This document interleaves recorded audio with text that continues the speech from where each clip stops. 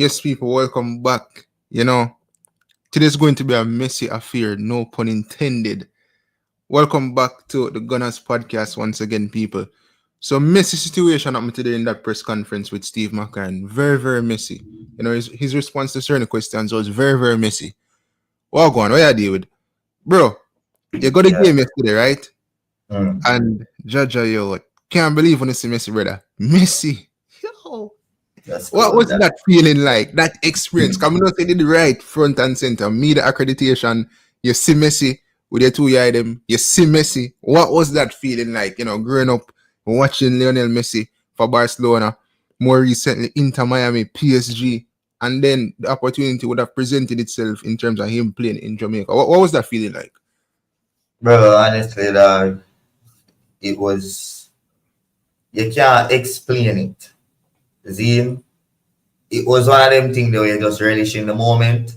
And then when you go home and you easy walk and lay down in your bed, so you just hope, say, and a dream, bro. And when you wake up the next morning, you can look on them same memories that back in your phone, bro. It's one of them things that so, um, bro, surreal experience, bro. The entire, it was such, it, not you are not a part of something historic every day in your life, and that was definitely a historic feeling. I can't tell you when last I feel like I was a part of something historic, something that people will talk about for centuries. But I think I have the feeling there before. So for me, a part of it was a surreal experience, and everyone could have walked through the entire thing. I don't think this deserves me talking about it. This deserves a bonus documentary. So I'm gonna build a documentary from the start because there's a whole lot to uncover. I'm gonna think me just talking about we'll never talk about it in this show. But I think we can do how much we can afford for that. And That I we think need to do that. when you look at this, right, that would have happened last night. Growing up or since being on YouTube, a lot of people, the older folks, talk about Messi they go Jamaica with Santos and these different type of things, and Yeah. they moved through Jamaica qualifying for the World Cup, which is a very special moment. Which that's not something we experience. I said, hopefully, we experience Jamaica qualifying for the World Cup soon. Obviously, you live at Jamaica, so you more than likely when by the time Jamaica they're on the brink of qualification. You maybe the stadium, them way that maybe the last game we will play, if we win that, we qualify for World Cup. So say everybody are gonna turn out. So maybe that's the next moment where you can experience. But in Mm. terms of seeing Messi in Jamaica, and maybe a lot of people have opinion on it, like, oh, like people they're going crazy over Messi. But it's not really that, bro. It's not say people didn't even count Cavalier out of the game. It's just that Messi is a figure in which we all love the game of football, right? And he's one of the best players ever, one of the best players in the world. Messi has done some exceptional things in terms of we wish our players could even do that, bro. You know, we wish if we'd have a team as good as even Argentina. Although we never talk about country football or whatever, but just Messi, bro. You know, imagine Neymar or them people there. Like it's just a full joy moment. It's just enjoy yourself, and Mm. just Bro, I there were think, a whole lot of misconceptions going around from those who were not at the stadium. Because I'm here, people on social media talk about where I worship Messi. Oh, Messi no wave at the fans after all, or where I talk or where I heal him or whatever. Him evil, I'm made to him now wave at we. Some people are talk about not supporting Cavalier. And bro, all those are misconceptions because at the end of the day, Messi did wave multiple times. But that means every time the man a pass, man a go wave. He's human, right? So the one video the way I go when him did actually come out for the first time and he never wave. I think that's natural, right? There's a part of football where you are a professional. Are you working, bro? At the end of the day, people are there watch you, but you are still working, right? I think there were about 4 times where he would have encountered the fans. And I would say 3 out of those 4 times he waved. But the one video that was posted, people never see and then start running with it. Another misconception is that people just did a gloat Messi, which not goes so, right? First of all, Messi, apart from the goal and scoring at the last minute, he put on a stinker. Yeah. He was top. Cavalier lock him down so till all the fans them say, oh brother John, money burn up. Most of them, not most of them, but few of them start walk out of the stadium. And when them start walk out, the man scored. Me know better than that because I know his third this man is. I know say every country that man going is a part of team story. We are part of team story more than him a part of our story to Bombard, brother. So me know say that man would have left this game with somebody. That man not come into the Caribbean and play for the first time and not score a goal. So me not left until that final whistle blow. So said so down. My brethren will sit down right in front of me, him dip. And he miss it. And Messi have him good. You dip because you want to miss quote unquote traffic. And see there you miss it. Right now the man vex up till now. See? So as me I said, there are a whole lot of misconceptions. Referee a call for Messi one foul specifically where it must say them blow for Richard King or on Richard King. And the whole stadium boo Messi and tell Messi about him mother, brother. Especially when me did it. So it was such a watch MG video and some of it when Messi was just so right. It was such a weird feeling because going into the game, we all knew that in order for, or we all thought that in order for Messi realistically get a chance to step on the pitch, Cavalier have to make the game competitive. That was a common theme throughout the entire part or the origin, the main fan base, right? So everybody are coming at the stadium and say, all right, we need to push Cavs in order to see Messi. Not really push Cavs in order to push Cavs, but we need to push Cavs in order to see Messi. But the players, they never know that. The players, them just think about the support or feel the support from the fans, no matter the reason, right?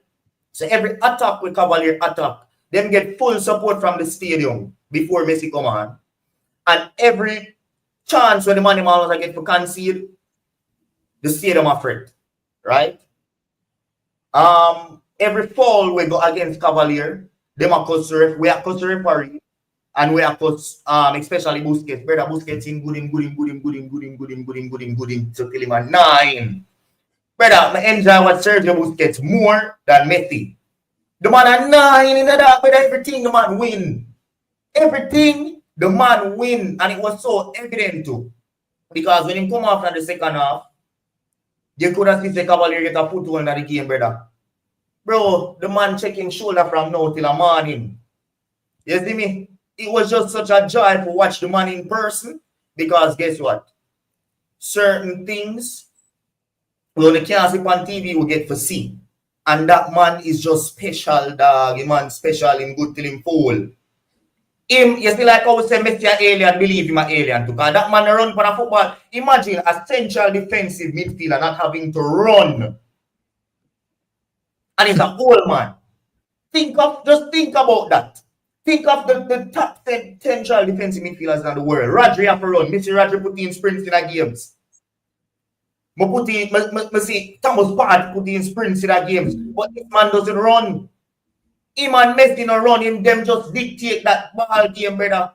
By using this. They can't be human. Them alien. You see me, bro? So just going back to the common misconceptions that were of people that were not at the game, of what happened at the game. It was just such a weird affair. I will find myself a cheer for both teams. It was like it was like the whole stadium were neutrals, right? But we're not going to post the neutral part of Cavalier. We're going to post the neutral part of Messi. Because we can watch Cavalier every day. We can't see Messi every day. You get me? So that is how it felt, bro. When Cavalier attacked the stadium, I cheer for Cavalier. If a foul get against Cavalier, the stadium I cheer for Cavalier. If we feel like say a decision to go Cavalier way, we should have got them way. We have boo them. We have this up Sergio Busquets. We have this up Messi. We have tell Messi about his mother. We have tell Busquets about his mother. Everybody I get for them fair share, right? However, when the God sets the books and step out, you know say I got time. When the God sets the books and go on, you know say I got time. When the God sets the books, Zine, and take on the pitch, every touch you make, you know say I get a roar and a cheer. Zine, so that's how the game there was, bro. It was such a weird feeling and something we never encountered before. because both teams had the support. We never go on a match like that where we support both teams so much. And it wasn't really the team, it was the player. So we support Messi to the fullest extent. I will support Cavalier to the fullest extent because Suarez get this multiple times, Busquets get this multiple times, the whole them players get this up on both, right? So the support was there for Cavalier, but nobody now gonna post that. Why would I post Cavalier when me and Messi can post? See? And that's as a neutral because on my page, I post only for Cavalier pictures, I post Cavalier players and interviews and everything there. But I just say from fans, right? If you spend your money on go there, dog, you're not think for post Cavalier, bro, because you can see Cavalier every week. You hear about Cavalier every week. You have to post Messi, you have to post your Suarez, you have to post your Busquets and your Yardi Alba. See? So, yeah, bro. Like, bro, Yeah. Jay, you're not going to understand it, dog. You're not going to understand. I'm seeing the man say if you support both teams, well, like that happen. We literally boo Messi and enough people don't know. You see when Richard King win the man them ball and see them and roar on Richard King them time they Messi them on the field. And we are roar on Cavalier for go score because we say, oh, Messi not playing the ball. And we say Cavalier play the ball. So you know Jamaican people stay, bro. You see me? When we see Richard King with the ball and I move with it and the referee blow a whistle and call Richard King and boo Messi. Because Messi of course and I try to intimidate the referee. You see me? We boo Messi and we boo the ref. Everybody I tell Messi go suck him mother. Believe. Everybody I tell Messi go suck him mother, brawling dog. No joke. So it's but as I said, people now go post that. Because at the end of the day, you don't get to see when because them think that we got to eat at the moment, dog, a man now pray for videos and me I tell Messi to go suck him mother. It just a go happen. You get me? However, when Messi dey on the ball now, a man we know say in my video until Messi dey on the ball him start. Or in my hold him phone until Messi dey on the ball him start video. And that's what me I try to say, bro. If you never did it, it's hard to explain to people how the atmosphere was in the stadium. The atmosphere wasn't meat riding alone, brother. It was a hostile ground for the team Inter Miami. Messi get him gloat. Messi get him lordship. But Messi also get this up in true Jamaican fashion. It was so mixed, you even can explain it, brother. And brother, anybody who go watch MG video. And MG said the same thing because that's how it feel. It was so weird. You can't explain it unless you're there.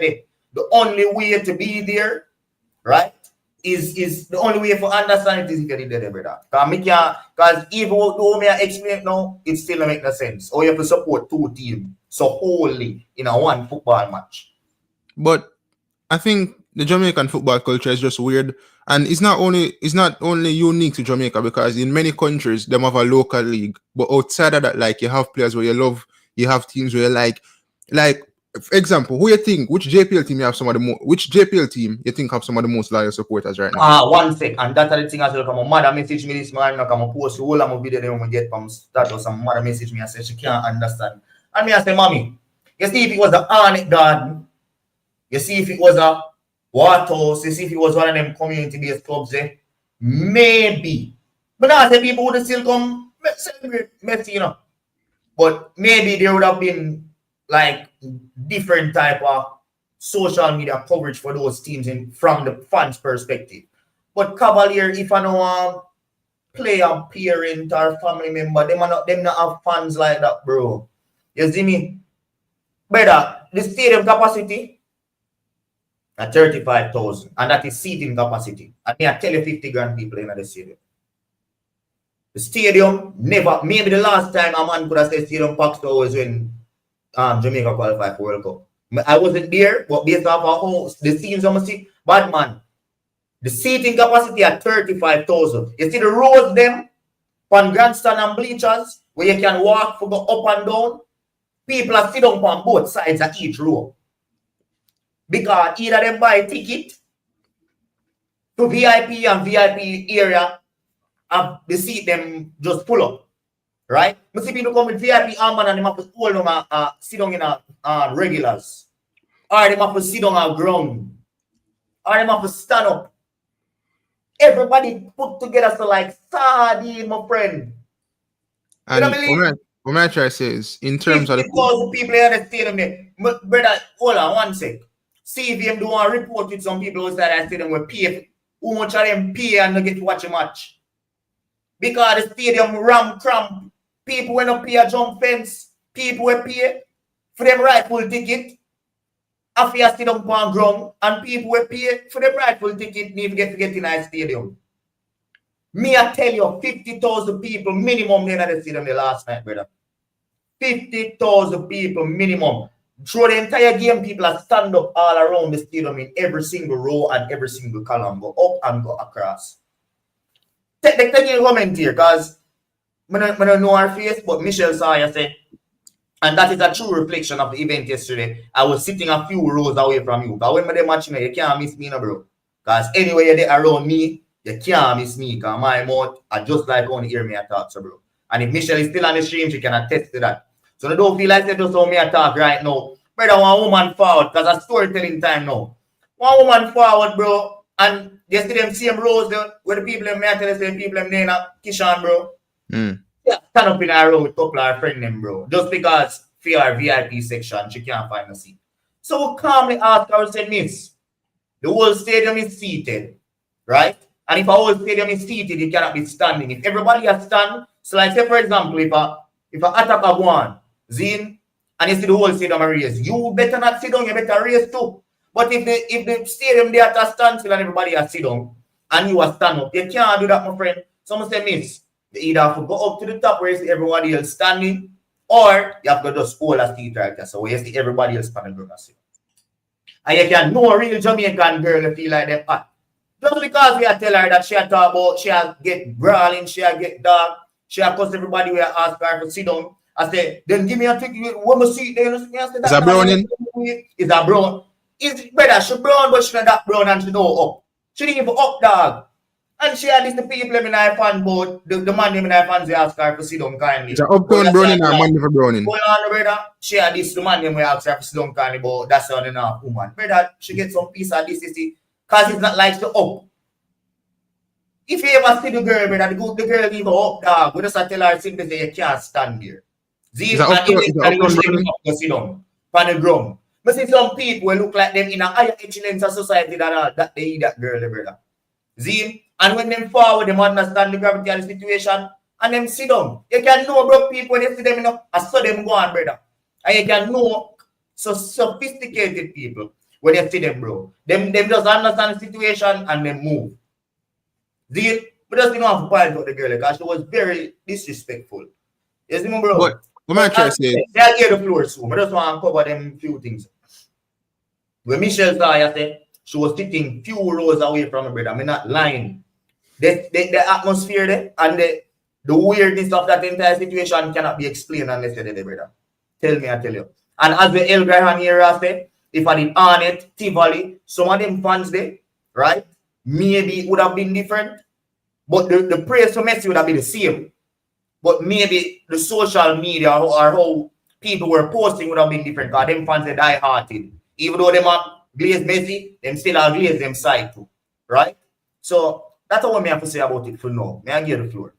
Yeah, but what I try to say is like, you know, if like even Arnett, for example, have a lot of loyal supporters. If Arnett's supposed to play like all in a friendly game, so Manchester United or Real Madrid and Mbappe and Vinicius come at Jamaica, like people are gonna have the same reaction in terms of yes, them are gonna cheer for Arnett as well, but them are gonna appreciate the greatness in terms of the Vinny them and the Mbappe because they only get this opportunity like once in a lifetime. And not everybody are gonna have the chance to leave Jamaica.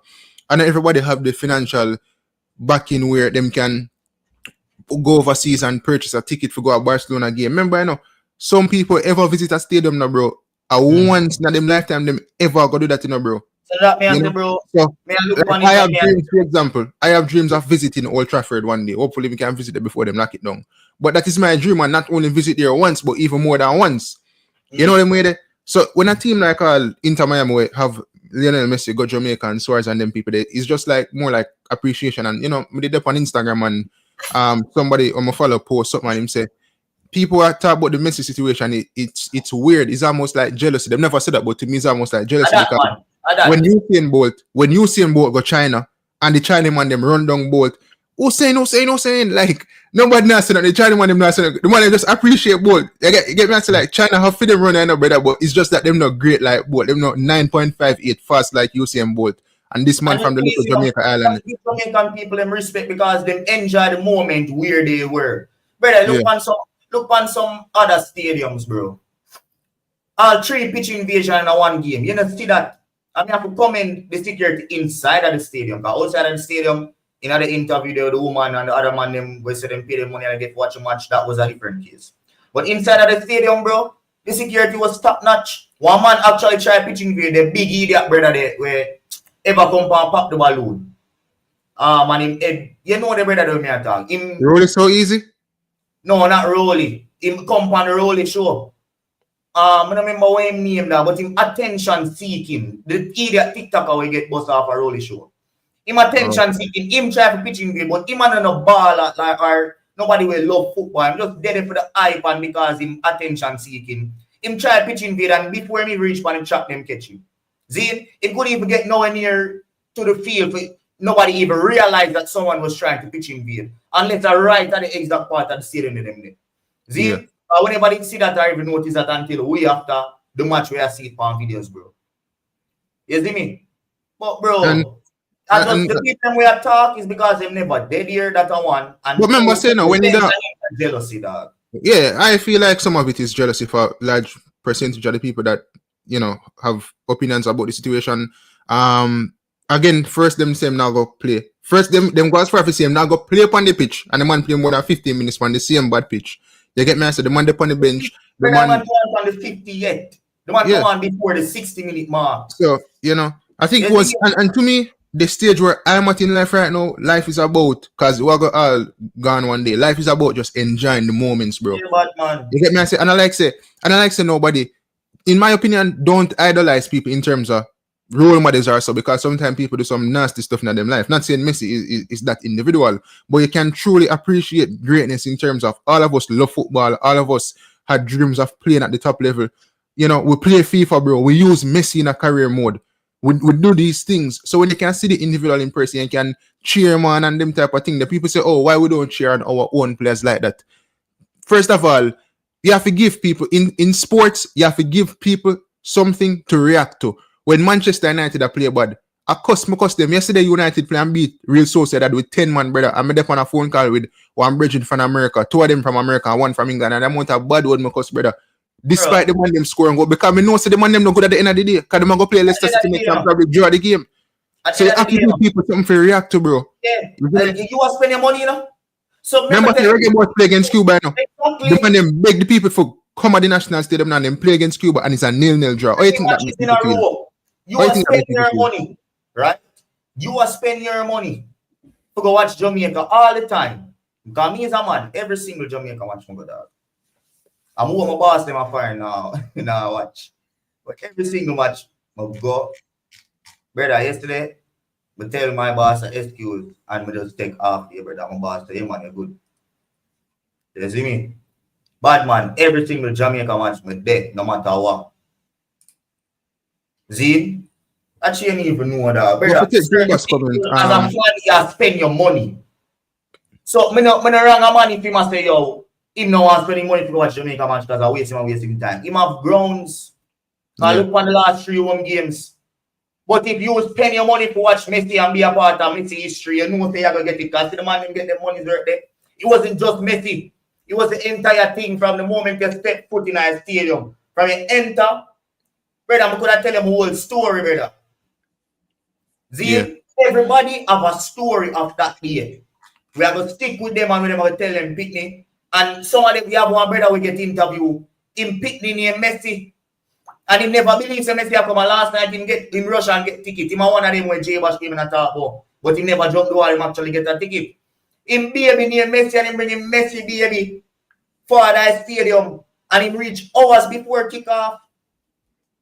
So him Messi baby can watch Messi. See, everybody have a story, bro, about that event. And you see the people when never go, them bad mind, and them so stop me in them, make them talk the way them talk. Because there are certain things that them talk about where them do have the full understanding of, and them just have push the agenda. I'm never talk about it again. The Messi not waving to the fans. You know much time that brother wave to the fans, brother? But them see one video when it initially come out, I walk to the bench, and he never wave.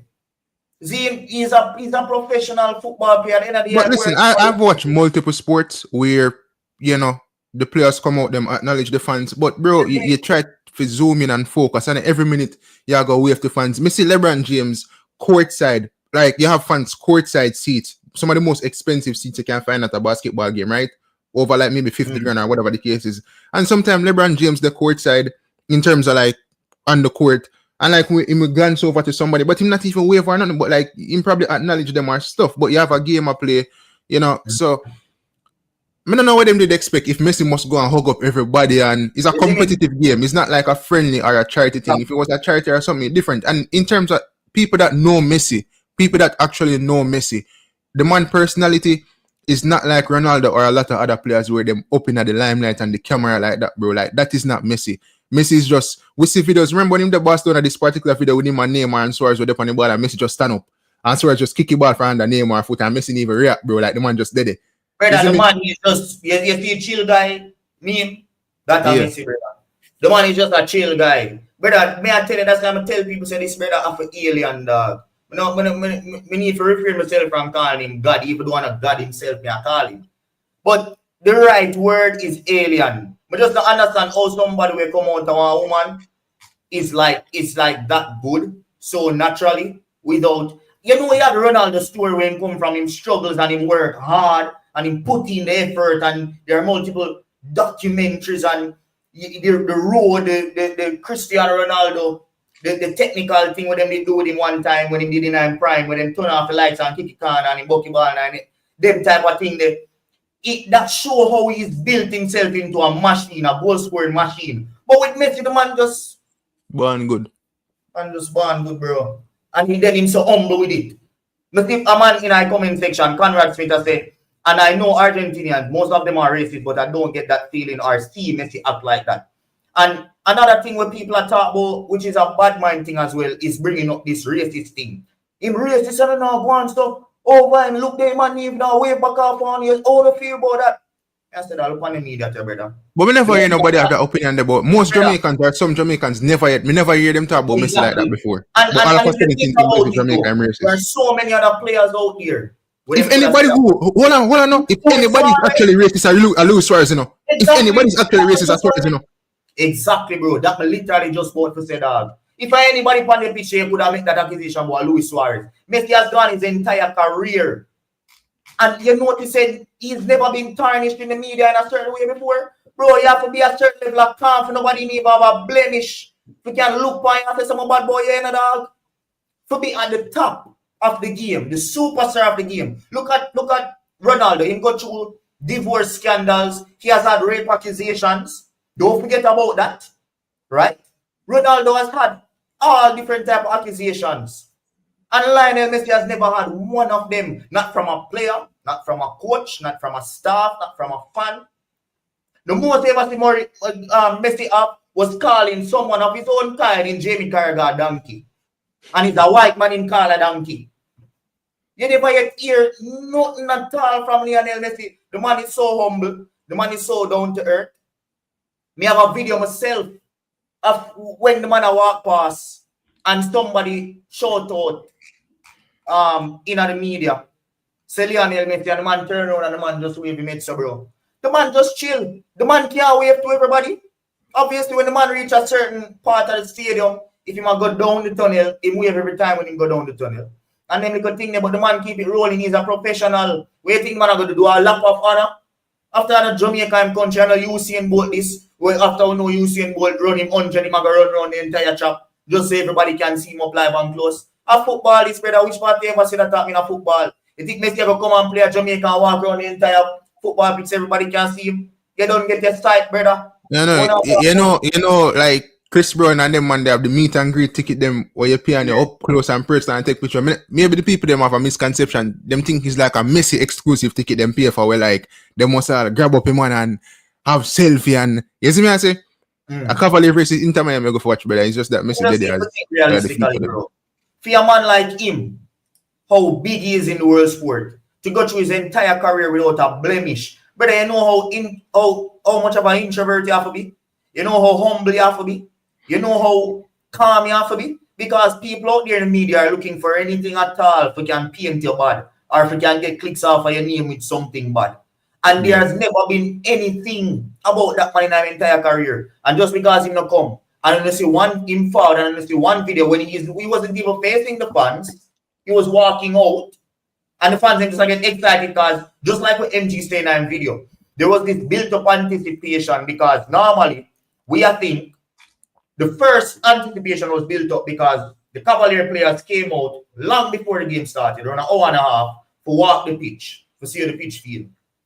Shortly after, the Inter Miami players came out and walked the pitch. Now, most of them came out except the stars, right? So I said, all right, let's them now let's send the stars to come walk pitch. We obviously them when they warm up. Now, the thing is, Cavalier start warm up around 45 minutes before the game. And Inter Miami start warm up less than 30 minutes before the game, which I found very weird. I said, oh, the money man takes so long for warm up. See? Now, Cavalier did their warm up, so everybody I said, all right, Inter Miami are forward, and now Inter Miami super forward. Then when Inter Miami run out, when I see no Messi, so I said, oh, John. But we know that Messi did it because Messi was pictured in the tunnel. And Inter Miami posted, so he was literally there under everybody. Wipe on that still. But we just never see him. So I said, dog, go on with Messi. So eventually I said, all right, him not start. Because by the time we have the line. So I said, Messi don't need to go warm up if him not start, brother. Messi go forward. So everybody did and that a built up expectation. First, he was where I'm going to walk the pitch. Second, he was where I'm going to go, all right, he's going to come warm up. Then we don't see him warm up. And the teams them a walk out, which is what MG talk about. So before the teams them start walk out, the subs them normally go to the bench. So when the subs them went to the bench now, Cavalier subs them come in and then Inter Miami subs them come in. We don't see Messi move to subs them. So everybody just start get dark in our stadium now, bro. Then the teams them a walk out, and then right when the teams them a face each other as the Concacaf music board to start, then we just see alien just walk out, so bro. Welcome. But that man walk out like a movie. Everybody have them phone up, so bro. Yes, when the man walk out and me on my phone says I'm look across the bleachers, I'll be a flashlight, brother. Yo, I tell you even do that, brother. I feel a piece of goosebump, bro, run through my body, so that. When we look across, so, I just take my eye off of my camera and take my eye off of him and just look across over bleachers, so bad, man. And when we look so, I'll be a light, be a camera, me I say, dog. And then the man just walk out with him head down in the ground, so dog, it thing feel like a movie. The man have the man just walk out to the bed down in the ground, so dog, and just pick up him, so bro. And just taking time, just easy, well, just walk through. But at first, everybody I look on Suarez and Yardi Alba and everybody, and I video them. You see the moment the alien step out, everybody just start pre-Messi, every camera light, zoom, every camera. Brother, at one point, everybody did give up on it, the media want them. Because me did send my cameraman on the field with the media pass. And all of them did give up in the hope of Messi coming out for the first half. So the all of them literally, if you watch the videos, you will see that majority of them were walking around because Inter Miami was going to kick to one end. So then they walk around to get other angles. And when the man then Messi, you see who like me, the man run that tail, it come back around, better forget you, man. Better actually, yo. No, that was when he did a warm-up. Yo, them picture they're supposed to worth about $1,000 and more in USD, man.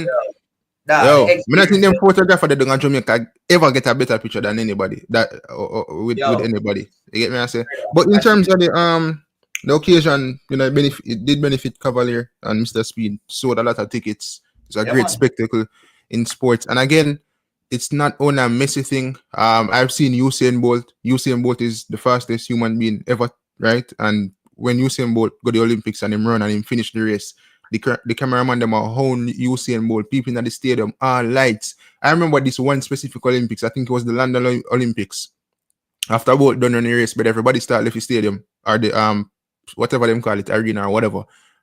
Stadium. Everybody start left the stadium because it's just greatness. You kind of come to see Usain Bolt.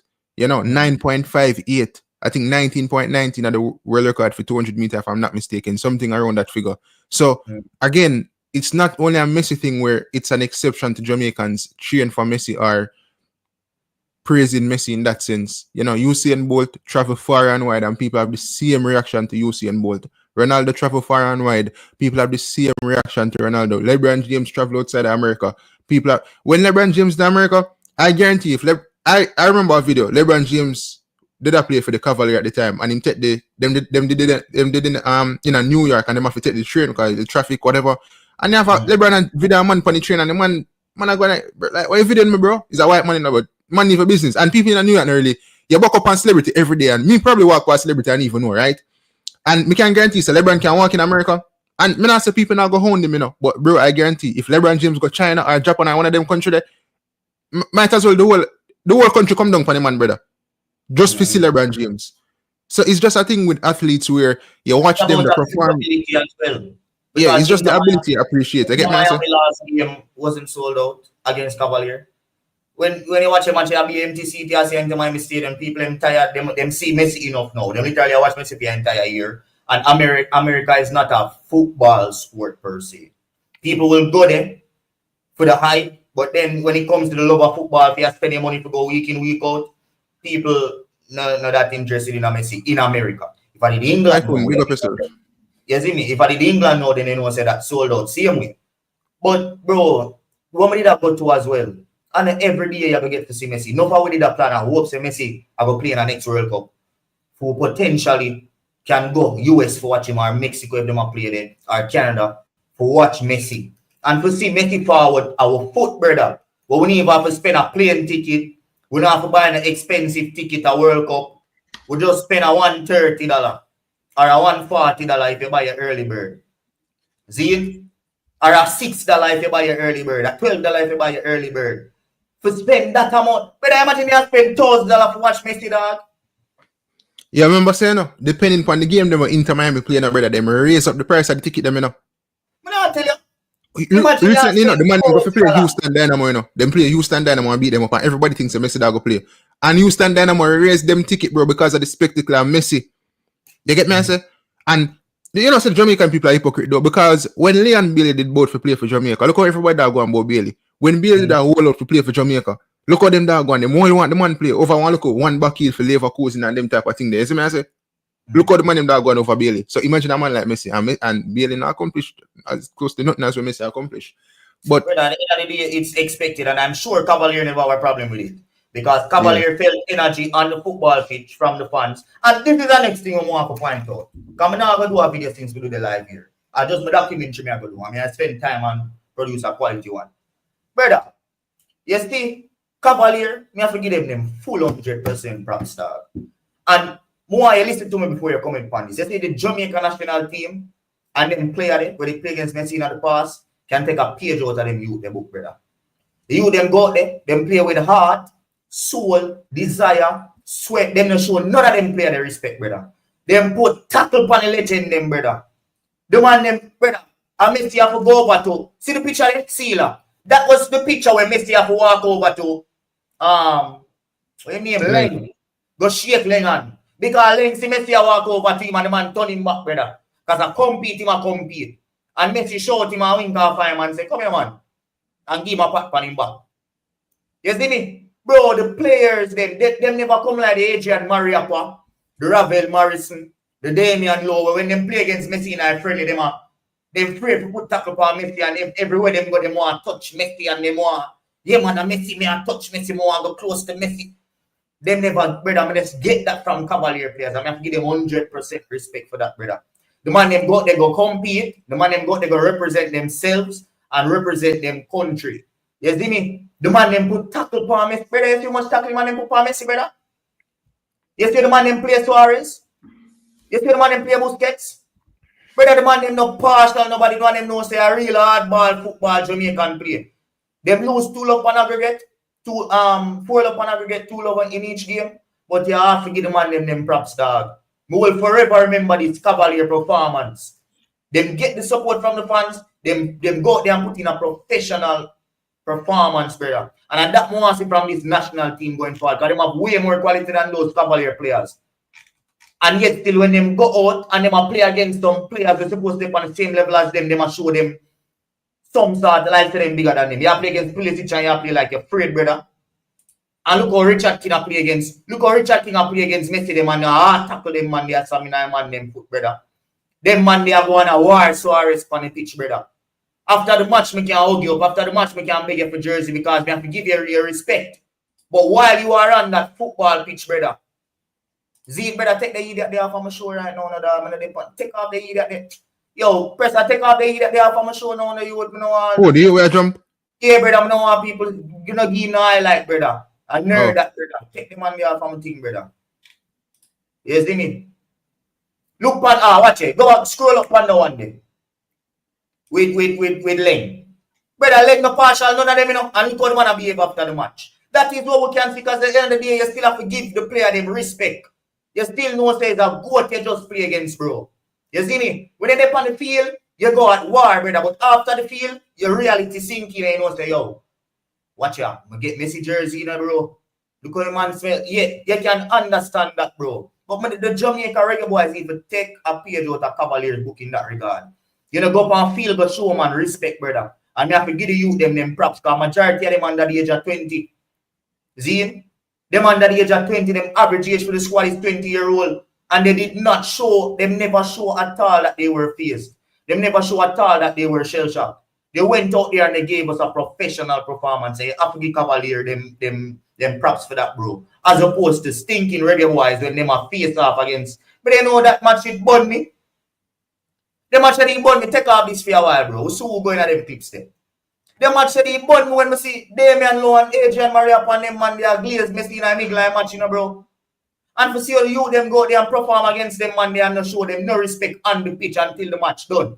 You have to give the man him 100% props for that, dog. Nah, look past that, brother. You see me? You know how much it take for do that, dog? As a youth, compared to Damian Lowe and them man, they were elder. And at the same age as Messi. Them man, you grew up and watch Messi, you know, dog. As some 20-year-old where I watch Messi, I play with Messi on FIFA. Do all of them things, you know, dog. And the man, them go there, the response, you know. The man, them go, they go play hardball for Messi and bust Messi last couple times, you know. Yo, so I tell you, brother, remember say they game yesterday, no? And me just look back on the message. Me text this brother man 9:50 p.m. people that are 8 something in Jamaica. I said to the man, say, brother, after Messi not doing nothing on the pitch. And then by the time the last, remember say 2 minutes extra time, you know, and it a run off, you know. And I said to my brother, I'm up on the phone, my brother, I said, dog, Messi not do nothing. By the time I look down, brother, I'm here a couple chant, brother, I see the man score. I call back your dog, I say, bro, you know say dog score. You see me, I say, but before that, Messi never did nothing. Because I get the ball and I lose the ball, and you know, at one point, yeah, so I just tired legs, and because maybe them know them without the competition at the end of the day, them lose lots of concentration at the last second of the game. That's another thing with Jamaican teams. We need to cut out. I don't know what we do our mentality with. We can't. We always concede late goals, right? Because them concede late goals 2 games straight now. Do you give it the penalty fee to Monday's up? No man, remember them young in a dog. Yeah, young box there, but you're not talking man like so in a 18-year box, but I that. No, I right on the edge of the 18, him lowering. Him gonna learn from it, bro. He's a young baller. Yeah, sports, Brenda, big up on yourself. But moving on, people. Them gonna learn from it. When it happen, the stadium be vexed, dog. How we say, John, look how the man go sell Messi. But when they got this thing, bro, because we understand that is a rash decision where a young player might make. Me nah, this Ian's word for that. See, Ian's word still end up making a national team there. Yeah, they might review the videos. Yeah, bro, they might review the videos and him look on it and know say, yo, in that situation, you have to trust your goalkeeper, you have to trust your centre back them where they're in the middle because you don't get beat. You can't wet the man right there, so. You see me? But at the end of the day, that goes to show you the level of professionalism when they might go about the game with them not partial, no man, brother. They might go out there for compete. And yes, when you're young and you go out there for compete and give you all, you have to make them mistakes, bro. At the end of the day. You see me? Yeah. It would have happened anyway. It's a young team. But we just still have to give them respect, bro. Well, you can't against St Vincent in a 18-year box. That's my boxing dog. But anyways, I have to bring out the map, people, because place is messy, so I have to clean it up. But anyways, just pull up, go on my page. I want to play them 2 interviews there with the Cavalier players. Avery and San Milan.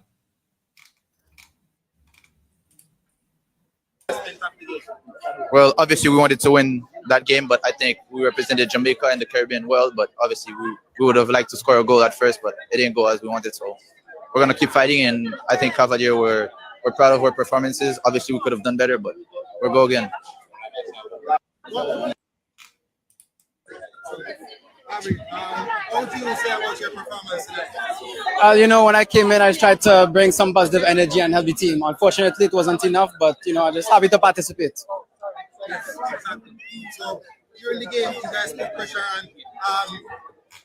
People would say that you guys deserve a goal out there. The scoreline doesn't depict the performance of the game. What would you say about it? I think that we had a good performance, and it's just a matter of details. We usually could have scored first, but unfortunately they did, and that kind of put the game in their favor. But we fight hard. Big up Gunners TV. Bad. And there was a player from Inter Miami as well. I don't remember who interviewed him, but he was praising Cavalier. I think he was talking about the pace and just the fight and the desire that Cavalier showed them. And even Mascherano had high praises for Cavalier as well. I think before the game or after.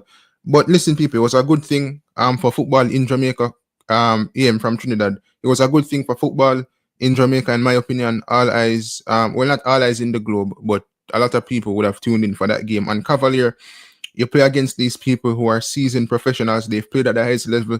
And in football, whenever you face a defeat, the only thing you can take from it is learning lessons. So you go back to the drawing board, you review the game, you watch back the game, and it will benefit even Cavalier in the Jamaica Premier League as well, because they've had somewhat of a rough road at periods in the season. So you play against a far superior team, and they would have exposed their weak points, and then you can look back at it and say, okay, if we can fix this and then play against teams at our level, we can even play much better than these respective teams and go on to win the Jamaica Premier League. So, and a lot of people that have an opinion about the occasion yesterday, they're not even football watchers, if I'm being honest. Exactly.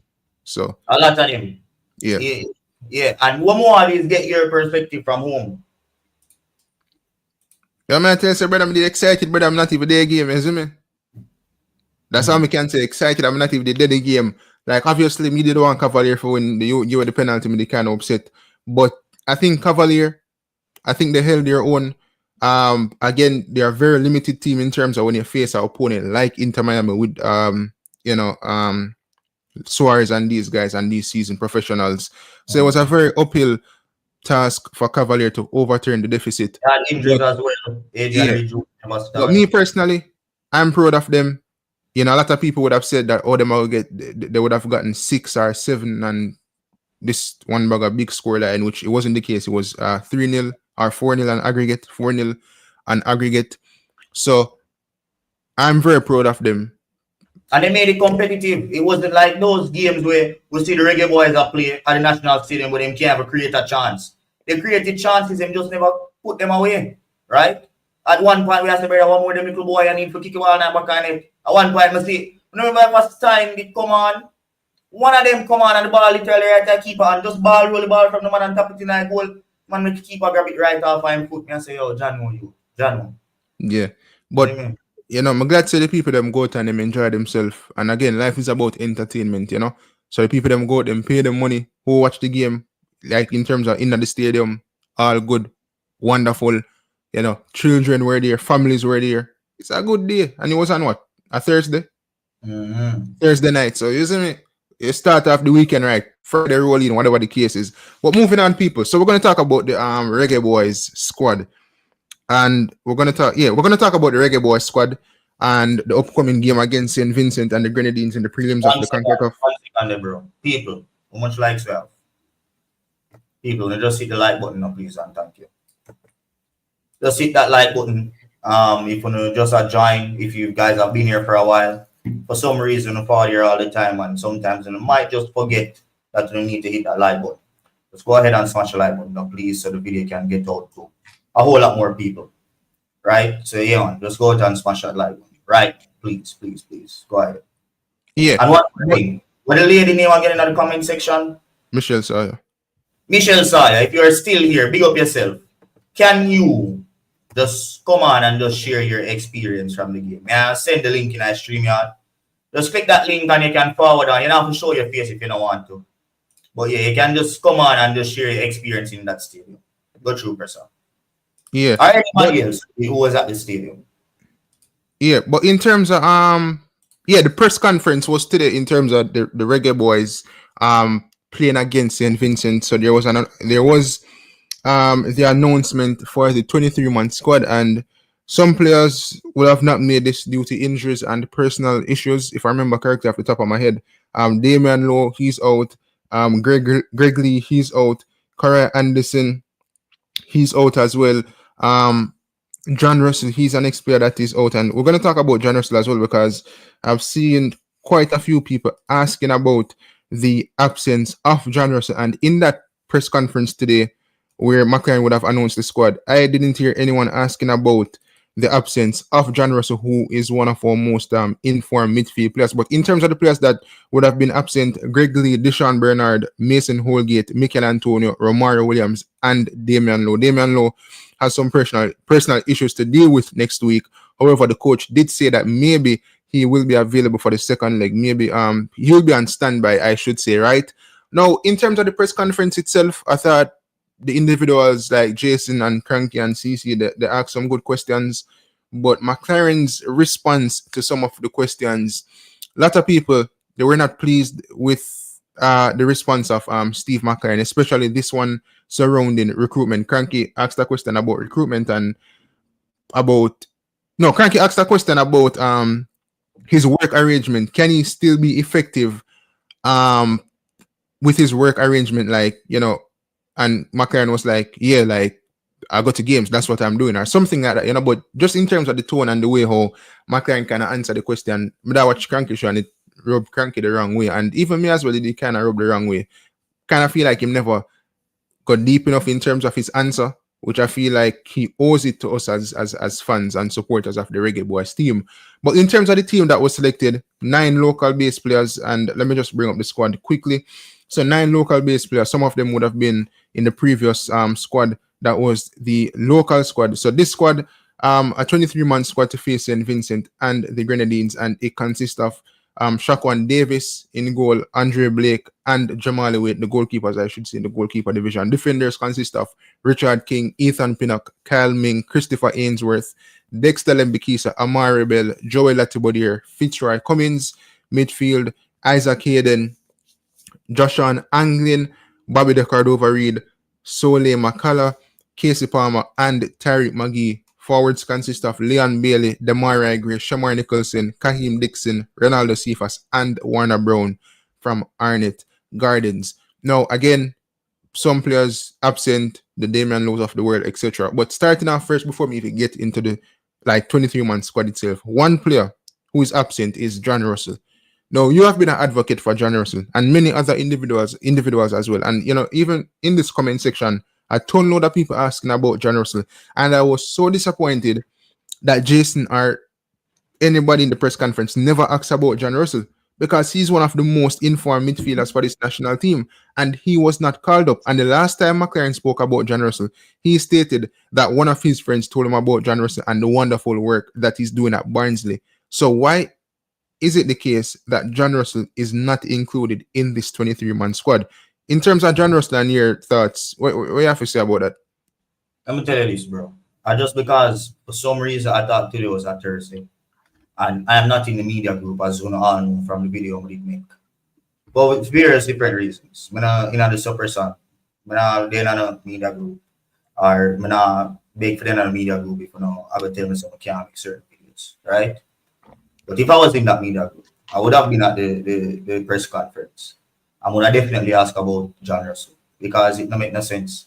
Casey Palmer hasn't been playing any ball. He fought back from injury the other year.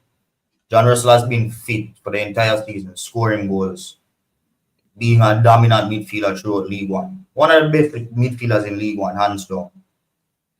And yet still in a call the man.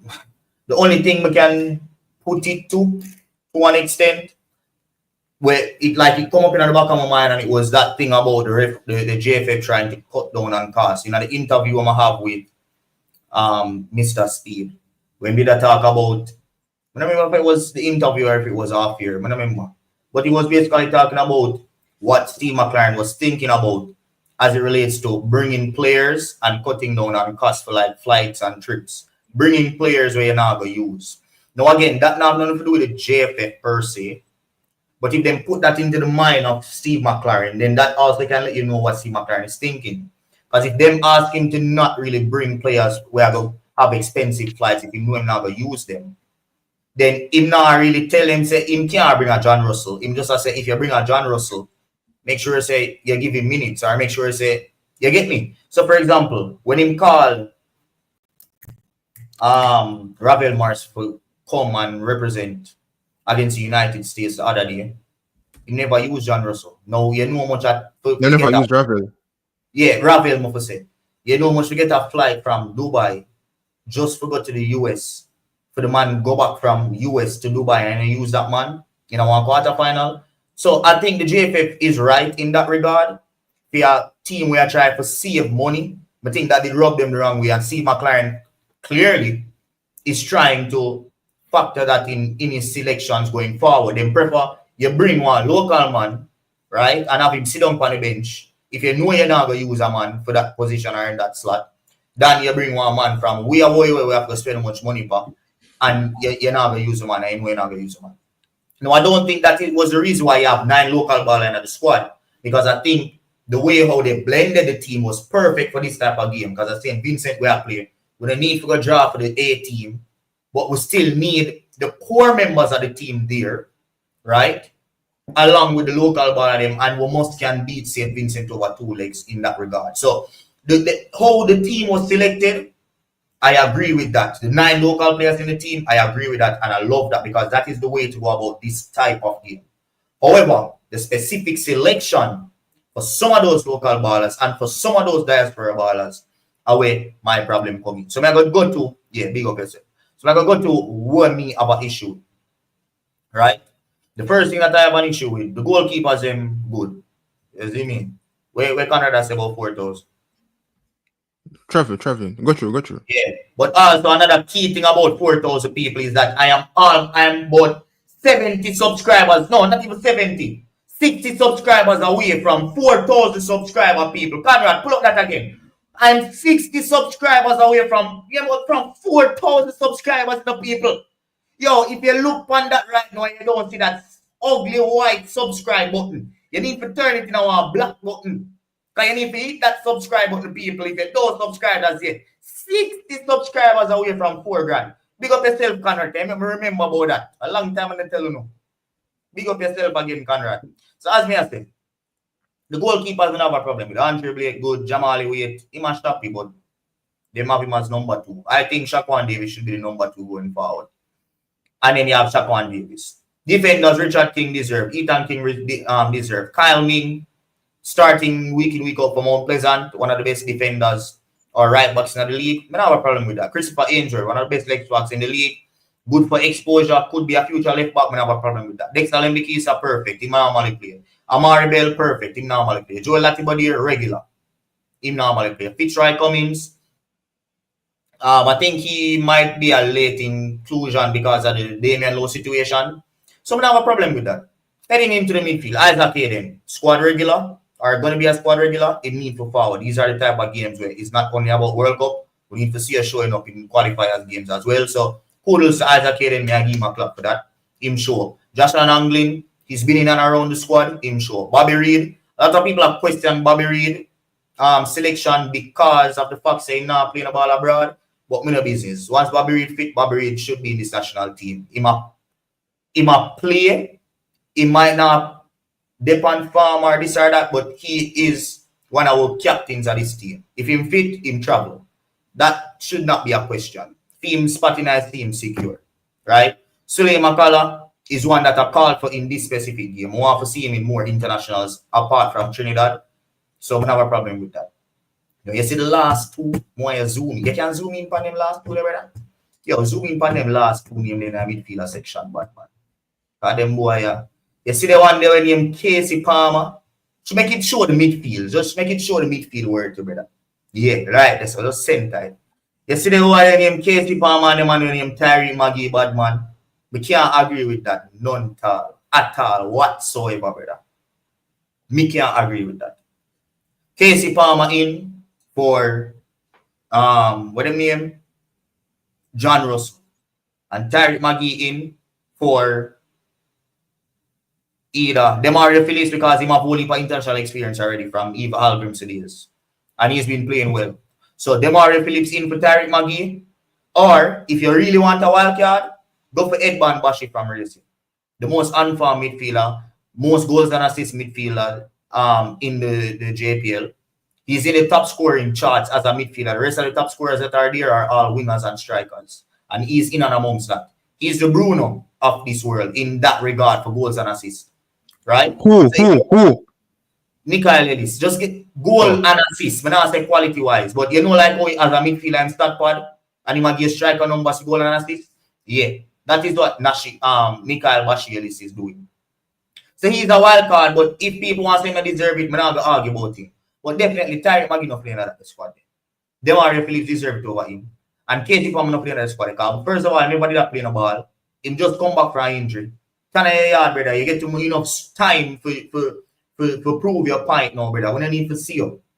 A John Russell want to see in a match like this. We want to see John Russell in a match like this and get minutes to see what he can really do.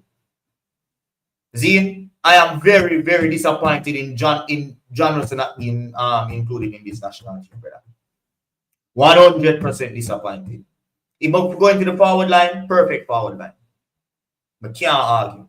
You know, you have two wingers in both positions, you have two strikers in both positions. The top goal scorer in this Premier League is there, deserved 100%. Only thing with Warner Brown, he need for take more chances than him. I think they're on 17 goals now, and he could have 34. Then Monday we get 3 chances a game, clear cut, and score 1 or not score none. See? So that is still up in the air as it relates to Warner Brown, but at the end of the day, you have 17 goals. So I agree with that selection. So overall, you can zoom out back now. Overall, the squad itself is a good one. The way in which it was selected is exactly what I wanted. So in that regard, I do not have any complaints. We needed to see that mixture because you don't need to bring the one bag of diaspora players to come play St Vincent. What does that say about our pool of players, right? Other players are out there that want caps. Jamaica isn't just about 23 footballers, right? You have so many footballers out there that can get a chance and will still deserve or will still can win football matches playing those players. So you have to share the caps around, right? So again, the way in which the team was selected, perfect. But the 2 inclusions, Casey Palmer and Tyreek Magee, those are 100% questionable, brother. And more people in the comment section talk about because Tyreek Magee now playing nothing to be included. And Casey Palmer has done nothing. Since he played for Jamaica, we don't see the best of Casey Palmer. So why would you not call an informed John Russell who has been informed for the entire season? From you drop the man from the squad and tell him, say, he need to find form to make this national team, him find form and him keep in form, and he's been one of the best midfielders in his league. Why would you not call him to come and play against St Vincent and the Grenadines? Why would you call a Casey Palmer that has not done anything for us and has just been coming back from injury as well? When you have an informed player that is fit, rearing and ready to go to prove himself as to why he's supposed to enter this team over Casey Palmer. A lot of people might say, yo, we don't need John Russell in 2, so him 2 in this, him 2 that. But you are telling me an informed League One midfielder can make this Reggae Boyz team and beat St Vincent of the Grenadines and show what he can do? Come on, dog. Come on, brother. The selection of Tyreek Magee and somebody has no grounds. Now, after the Cavalier game, I was talking to a staff member. And I'm going to say who. After the JFF game, me and Nandes and my daughter did a reason. And I can understand, well, me don't understand, but I understand the perspective of Steve McLaren. The little clips them where they show Steve McLaren, the little 10-minute clip where we talk about, that fooled him up to this day and he realized. That's all I can say. Because every time, the man say every time when Steve McLaren hear about Magee, he say, this is Jamaican Messi. Now, when me hear the man say that, me I say, dog, I really do Steve McLaren having in mind about Tyreek Magee, dog. The Jamaican Messi. And that Steve McLaren really, I mean, come out time out in respect to Tyreek Magee, brother. And if that is the regard the man of him as in this national team, then we must see the reason why the man gets selected even though the man has been shit. See? Nah, this is, it just don't make no sense. Don't get some comments. So then, that a man from JFF was say? A part of the staff. The coaching staff? At the staff. I don't remember which one I started. You remember when we played the friendly match and some of my coaches them? Did I go take picture with Messi? Yeah. Yeah. One of them. One of them people there. Yeah, brother. Who's in and around it now. We have a trouble with that St Vincent team. Made mention, it says Steve McLaren. Can that with clues? I never tell you who. But we are asking questions and say, yo, the person are close, the person in with a shot. And I tell you, say, yo, the person are in with a shot yet. So like Nikolai Fuller, him tell me right out box and Nikolai Fuller never in with a shot yet. And them thing. So whenever they expect to see a Nikolai Fuller in the team. See him? But him make it known. Say Steve McLaren talk about and see Maggie, right? As the Jamaican Messi. And if I saw Steve McLaren see Maggie, boy, may I feel sad question some decision and Steve McLaren make right now, brother, and scratch me. Because the whole of this, even Nandes, we are the biggest Maggie supporter. Maggie watching story all the while. Him big up Maggie all the while. Maggie a feel God. Him can admit say Maggie not get selected. So if the number one fanboy of Maggie, when Maggie give a jersey, you know, before match it plan for Maggie give the jersey and Maggie give him number one fan Nandes Media a jersey. And team number one fan can admit say him not get selected on this national team. And you have our national team coach that is calling him the Jamaican Messi. Boy, we in for a long ride, brother. I mean, early B comment and say Maggie is the only magician we have in the middle of the park. In terms of my opinion on Maggie, I have not seen that magic. There was only one specific game which was against Nicaragua, where he was involved in the 2 goals to an extent. I think he actually picked up an assist, if I'm not mistaken. But he was involved in both goals against Nicaragua away from home. And then against Honduras, he was poor. Against USA, he was also poor. And in that second game, he was really, really past poor. Poverty was poverty in that game. Defensively, nowhere to be seen. He was one of the guys that caused one of the goals or the build-up to one of the goals because he wasn't doing his defensive work. And in terms of on the ball, if you talk about magician on the ball, I'm not seeing anything from Maggie on the ball where I can say he is an absolute magician where him not do nothing defensively. I'm not seeing that. I'm not seeing Maggie taking initiative with the ball to beat players. He's not getting past 1 and 2 players and then letting go off the ball. He's not creative. Bro, like Jamaican Messi, you know. You see Messi on the field, brother. Messi teammate them pass the ball to him a yard away from him foot, and the man across them ball a foot. Give me ball a foot. Me not run down the ball. Even a bridge up on the phone last night, right? Messi teammate pass the ball, give man, and him control it, and Messi lose the ball and cuss him teammate, and him teammate have hold the cuss in there. That is the level where Messi the point. Now you tell me say Maggie is Jamaican Messi. So you tell me say Maggie can afford to stand up on a football pitch and not doing defensive duties just because we know say Maggie will win us a football match. He must be sick in a But he has never been close, other than the Nicaragua performance, and before that, he never entered the team for like a year and they get massive, maybe like 2 years. 3 good performances Maggie have for Jamaica. Costa Rica in a World Cup qualifiers, Suriname when we go away over Suriname, and Nicaragua the other day. How much caps him up for Jamaica?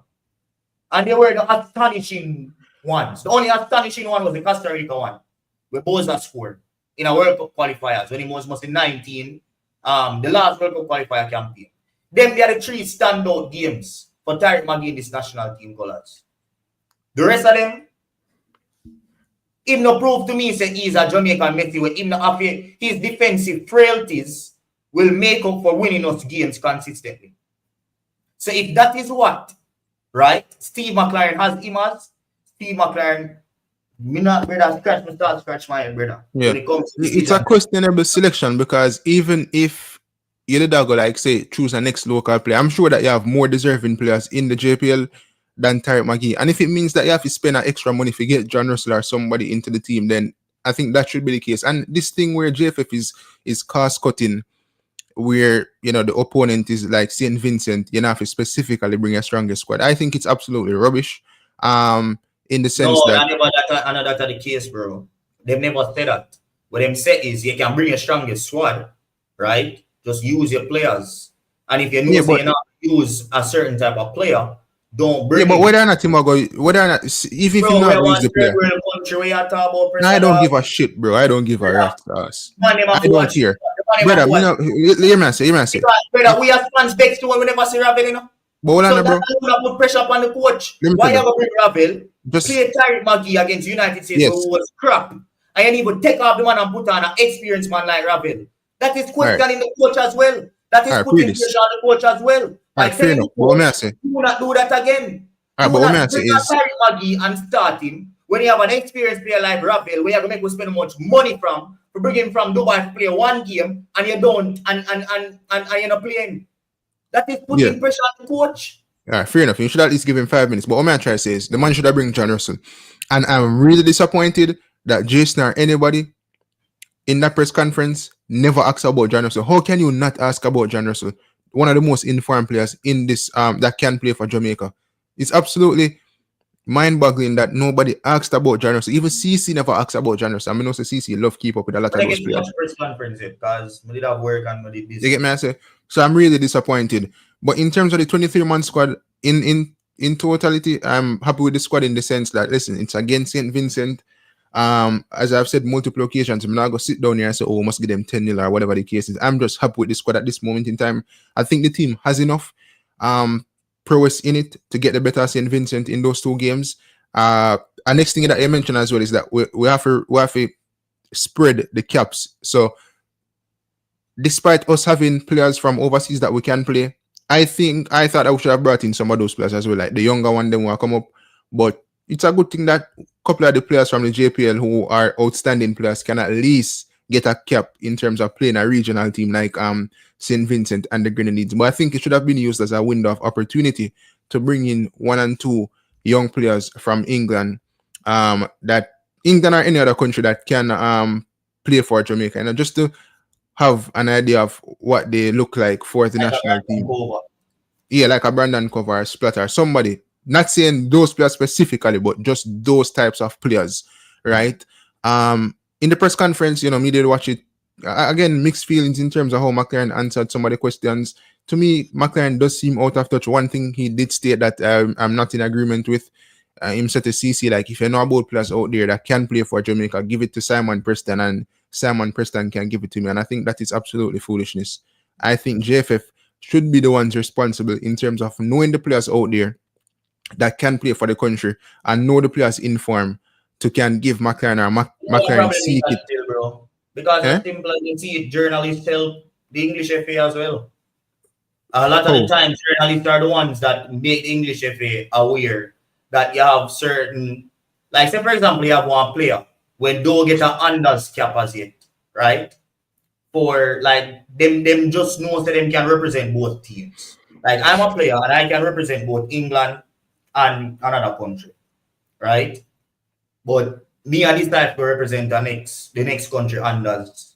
A lot of the time, I'm gonna know that, dog. That different, brother. Senior team I talk about. I'm not talking about no competing football, brother. Dog, senior football me I talk about, bro. Nothing wrong with that with Steve, I say, bro. No, me think something wrong with it. In a sarcastic way as well. What wrong if a man tell Simon? Why not? Be realistic now. Yo, bro, that's like, as me say from the show today, hold on up on my show, that's like a man going to Arteta and tell it, hold on, no, that's like Arteta going to a man and say, oh, who you think we must start against Chelsea this upcoming weekend? No, he never say start. Him say if you no, but just say, it's similar to that, bro. Him say, if you know the players out there that we are missing, tell Simon how looking. Nah, dog, I fool just that, brother. I must know the player there, bro. Listen to me, if you ask a coach a question about certain players, right? And he make a general statement saying, if you see there's a player out there, right, that you think playing in the national team as a journalist, he's expressing that to you. He actually make you feel like say you have something for doing this. Give nah, dog. I disagree. But I mean, I have a problem with that. I guess what? The only reason why Maggie gets selected is because of YouTube uproar. Simon is on YouTube. Simon watches most of the YouTube. I think it's a good selection that.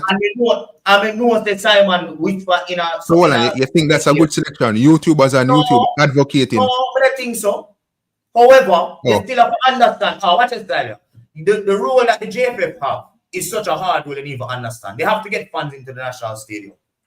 And they have to find ways to get fans in the national stadium. They have to get support. And remember, the team is not that good.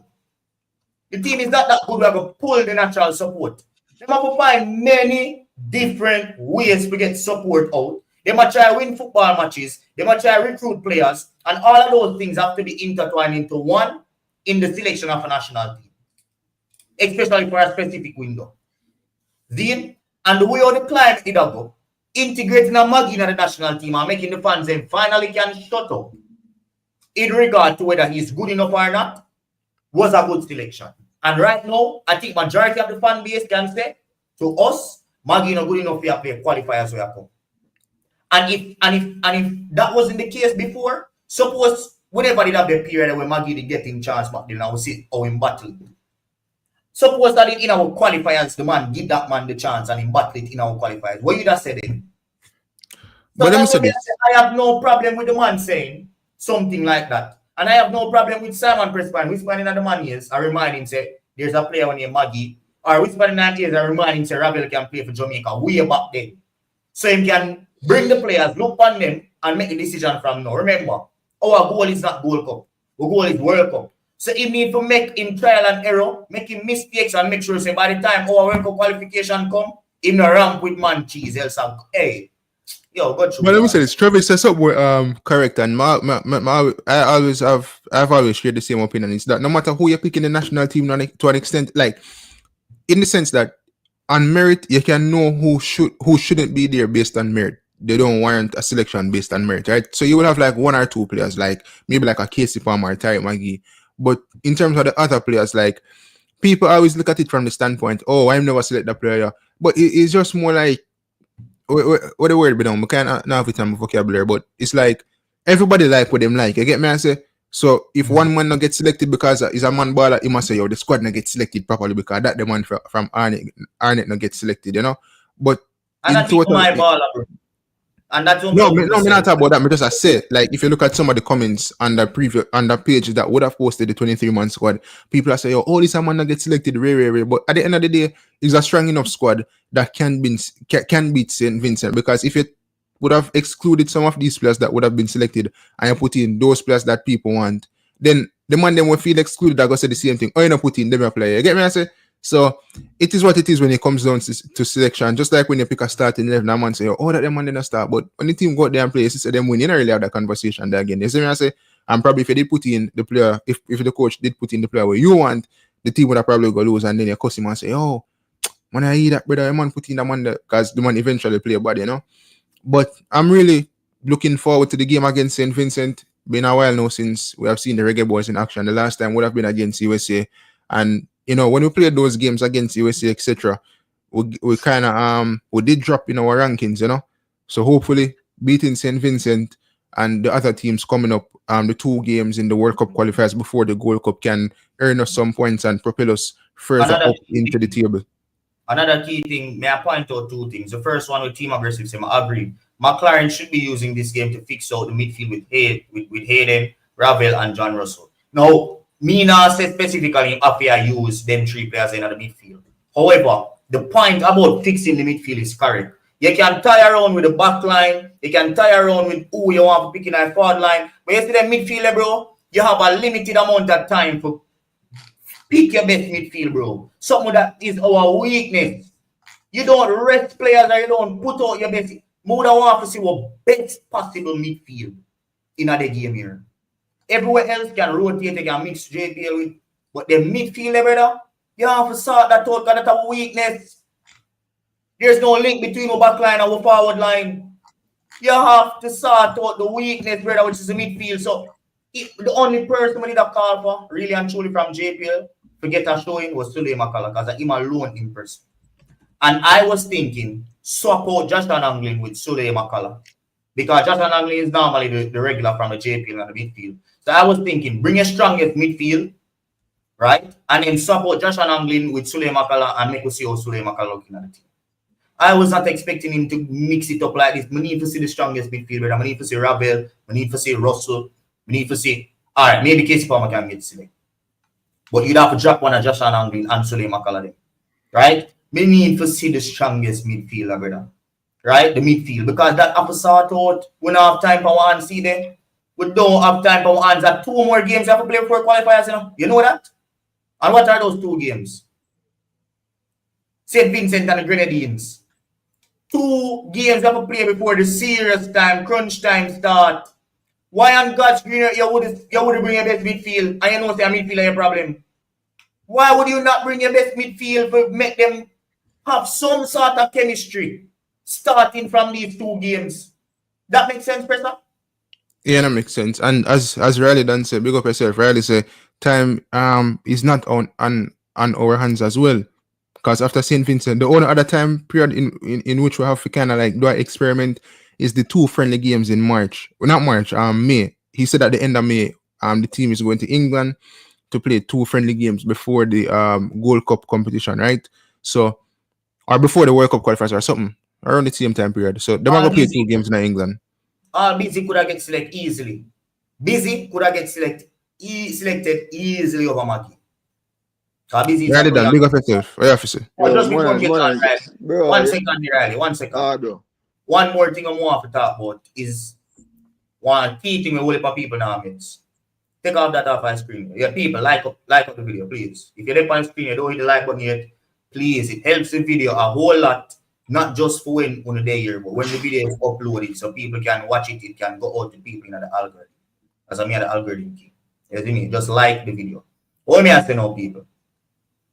A key thing that people now realize is the position in a Joel Latibody here. Which part Joel Latibody here, the person? Right now, the squad? What is he listed as in the squad? Defender. All right. We'll not see that man listed as a defender in that squad. True. That is a key thing that people now pick up on. So, based off of this, I think it is very clear and very evident that Steve McLaren already fixed one piece of the puzzle, which is you cannot play Isaac Aiden and Joel Latibody in the midfield for start football matches. If you win a match, perfect. Have the 2 of them in the midfield as 2 rock solid man where you can lock them in the shop with. But going forward for win football matches in qualifiers, because without Canada, without all of those teams, Jamaica is going to be seen as the team where supposed to go out there and win football matches based off of the pedigree of players we have. Right? So we cannot be going into games with Joel Latibody and Isaac Aiden as a midfield pivot. And I think this is very, very positive to see Joel Latibody being lifted as a defender as opposed to being lifted as a midfielder. I think that alone shows that Steve McLaren fixed part of the puzzle already as it relates to his midfield, right? So I see that as a positive. People in the comment section, let me know about it. Want to think about that. Riley, go through. It's a time, bro. It's a fair sense. And we're as a third world country, football structure and everything, where we even have proper youth structure, where, you know, say, even Argentina, Brazil, you name it, them big team there, have them youth them play from, and that U3, U4 come straight up, grassroots come straight up. You see? Now, this is an easier route to make it to the World Cup, right? Given that more teams are available to make it to the World Cup. This that open up. No, when I look about this to qualify for World Cup, when I don't know what the aim of JFF, either for qualify for World Cup and just that's it. Because if we look upon last Euros they play, the teams them would have considered as regular teams that play football, proper football now. So is it the aim just to make it to World Cup and not perform? Yeah, that is the aim, honestly. Because there's a lot of pressure from JFF. So the aim is not just when let me tell you, them reach a stage where when they reach a road, they them cross. That's how them there right now. Because the country not qualified for a World Cup in so long, their aim right now isn't even thinking about getting to the World Cup and performing. Their aim right now is just getting to the World Cup. Steve McLaren's sole purpose is to get us to the World Cup. His contract lasts as long as once we qualify for the World Cup. So he don't even know if he's not going to be the one for bringing me to the World Cup. He just knows that he has the task of qualifying us to the World Cup. And then negotiations are going to start back from this, so whether they are going to move on with him to bring with it, or they are going to get in our next coach. Right? So that is him. Get us to that World Cup. And then from there, so when they reach a bridge, they cross it. We can definitively say that. Well, hopefully we have a long-term plan in mind still. Well, Speed did say that in my interview still.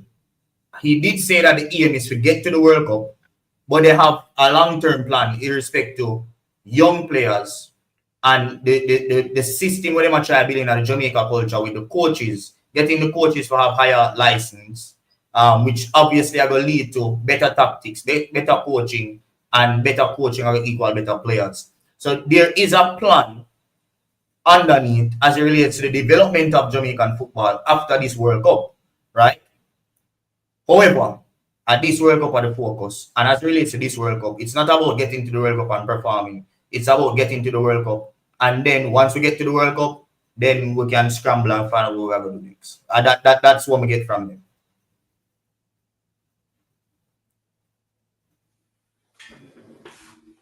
I'm still about. Well, them close to the first goal still. I feel like it's possible.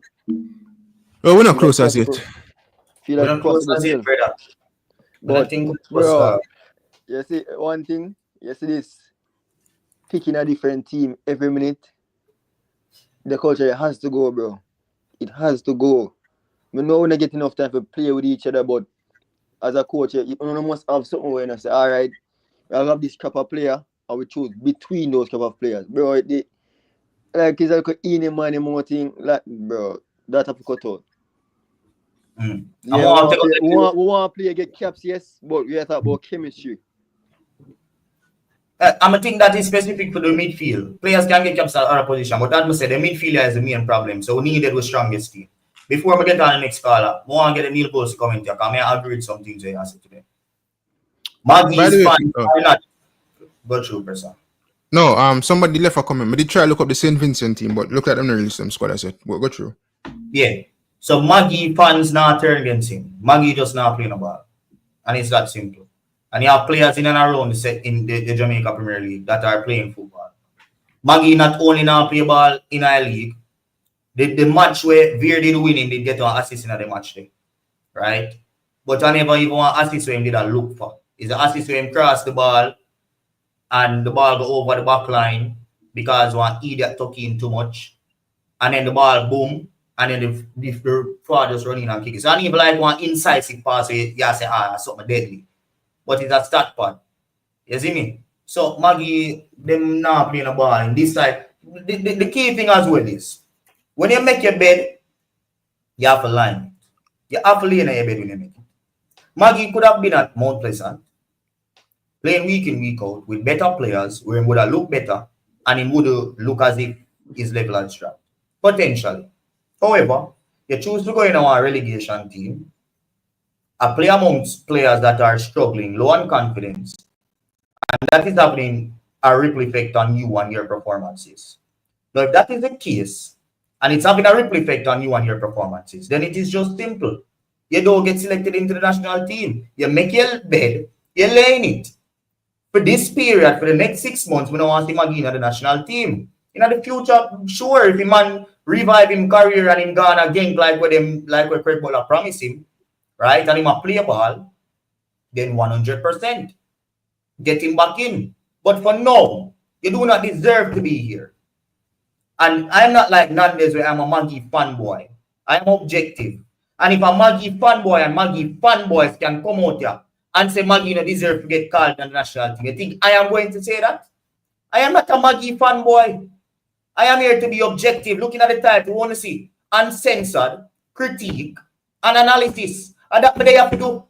And Tariq Maggie no deserve playing at the side here. Simple put, plain. And again, you make your bed, you lay night. You could have been out the top of the league with players with them confidence high. Them have finished the chances them where you create, and you would have looked good. But you decide not to do that. You decide to go in a low confidence team. We're going to show you up, show down your frailties, and not allow your qualities to shine. And if your qualities not shine, and you're not playing a ball, you're not playing on a national team. It's that simple. I have one question before we get on the caller and to the viewers. If Tariq Magee doesn't go to Genk, what are we going to do with Craig Butler really and truly? That one, no. Somebody answer that for me. Butler, big up yourself. I blame Butler. Well, I'm saying, bro, big up Butler. Go through Butler. Yeah, man, big up everybody on the show and the panel.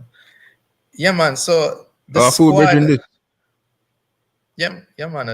The Canyon Prejudice, man. Yeah, big up. Yeah, man. On the squad, I'm gonna be real with you. I said for this March window, this squad have to be Steve McLaren's best squad available. And it's like him hearing me and decide to do the exact opposite and pick the worst squad. Because I don't know what kind of squad this. It's the first time you ever see a squad, I'm just say, yo, I'm not waste my time with this. Because how on heaven's earth you manage to pick 9 JPL man? And I have nothing against local players, you know. But the thing is, you have to kind of look at it with context.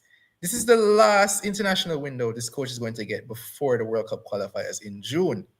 So the one thing that you would like to think he would do is pick the team that he would like to carry into that qualifiers.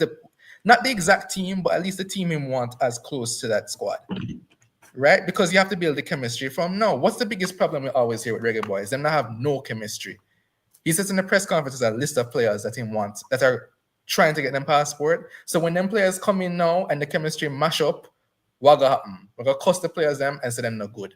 Okay. Suppose I tell you say this is the way I want to go about it. You don't believe me? No. Not really. Well, I tell you as a bro, believe me. You see, in the same conversation they want me to tell you. Well, we just talk about when we did honors yet.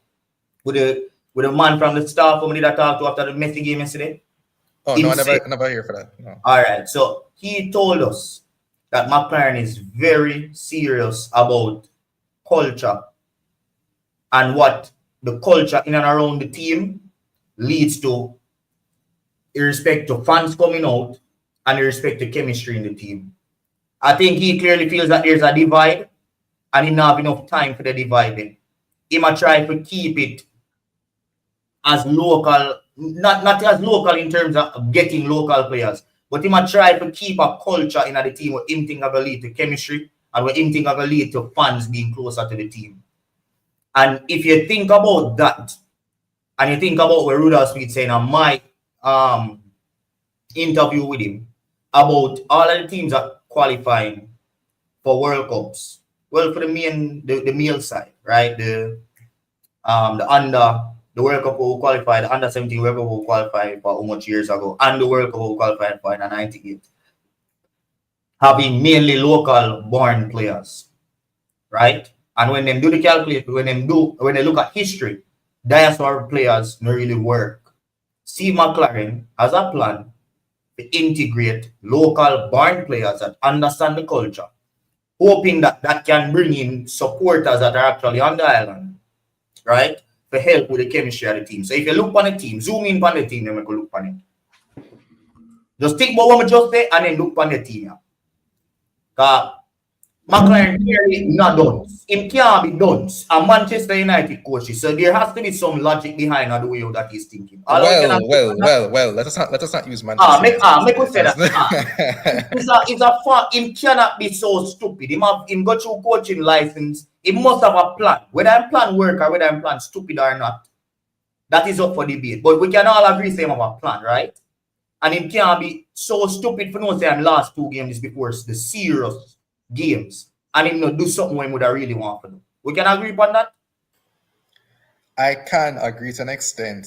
His hands might have been tied with some of these because if you look at it, the 9 players could also be here because the JFF tell him, say, you don't really need to call up all these other players from Europe to go beat St Vincent and the Grenadines, which is why I think players like Ravel is not here, especially since he didn't play in the USA game. Then probably say, oh, why didn't he play in the USA game though? That's another thing we have to look on. Exactly. If he already traveled, I never play. And like I said, the JFF did a cost in travel. JFF start cost because he travel and never play. So why did Ravel not play? Exactly. It must be someone with Ravel when the like, or must be someone with Ravel when he never convinced with, right? Which brings us right to the point of why would he bring Ravel if he never did want to play Ravel against the USA? If he got a chance to see Ravel in training, and would he bring him on in the USA even though he saw that Tariq Magee was struggling? Why would he bring Ravel to come play against either at St Vincent then? Because JFF doesn't have a problem with you bringing players, you know. They have a problem with you bringing players from how far and spend much money and you're not going to play them. So you tell me that Ravel can't play against St Vincent if he is in the plans of Steve McLaren? This is a strong word. This is a strong word. But Steve McLaren to me is an arsehole. I'm going to tell you why. It doesn't have to come down to selecting players for appease to people, for get people to come out to the games. If the team is actually winning games, regardless of who play, people will turn out to the national stadium. No, man, not tell me bullshit, brother. If the man them did not win from after 1998, come straight up to now, people that still go to the stadium, bro. But may I say, Okay, if I'm the working team, with him, but watch out. What may I say is, if the man did go out there and win against Cuba, McLaren and is then not responsible for Jamaica's past failures. what may I say is, As much as they currently, don't like him, and as much as they hate his decisions, he's not bro, responsible for Jamaica's past failures. what I'm trying to say is, you beg the people them for come play, for come out and support against Cuba. The team never win despite having a numerical advantage. You draw to Honduras. USA is a different case, but I'm saying these games, bro. If you don't win these games, then people will not come out again because people feel that they're wasting their time. Listen, that's what we need to think. So you know, come down to you select players from J. Hold on. You know, come down to selecting 8 or 9 players from the JPL because of this cultural thing. And you need to get back people in the stadium. You go out there and win games. It is simple as that. What was the common theme in those games? The same games them we will play, right? With the bigger opposition, I will bring a big team. What will big team go get? What big team still did go in? Did what big team go and win? Not talk about with McLaren, bro. Bro, like that. The only thing ever problem is the midfield. The man should have just take out Casey Palmer, put in John Russell, take out Tariq Maggie and potentially put in let me tell you this. Culture.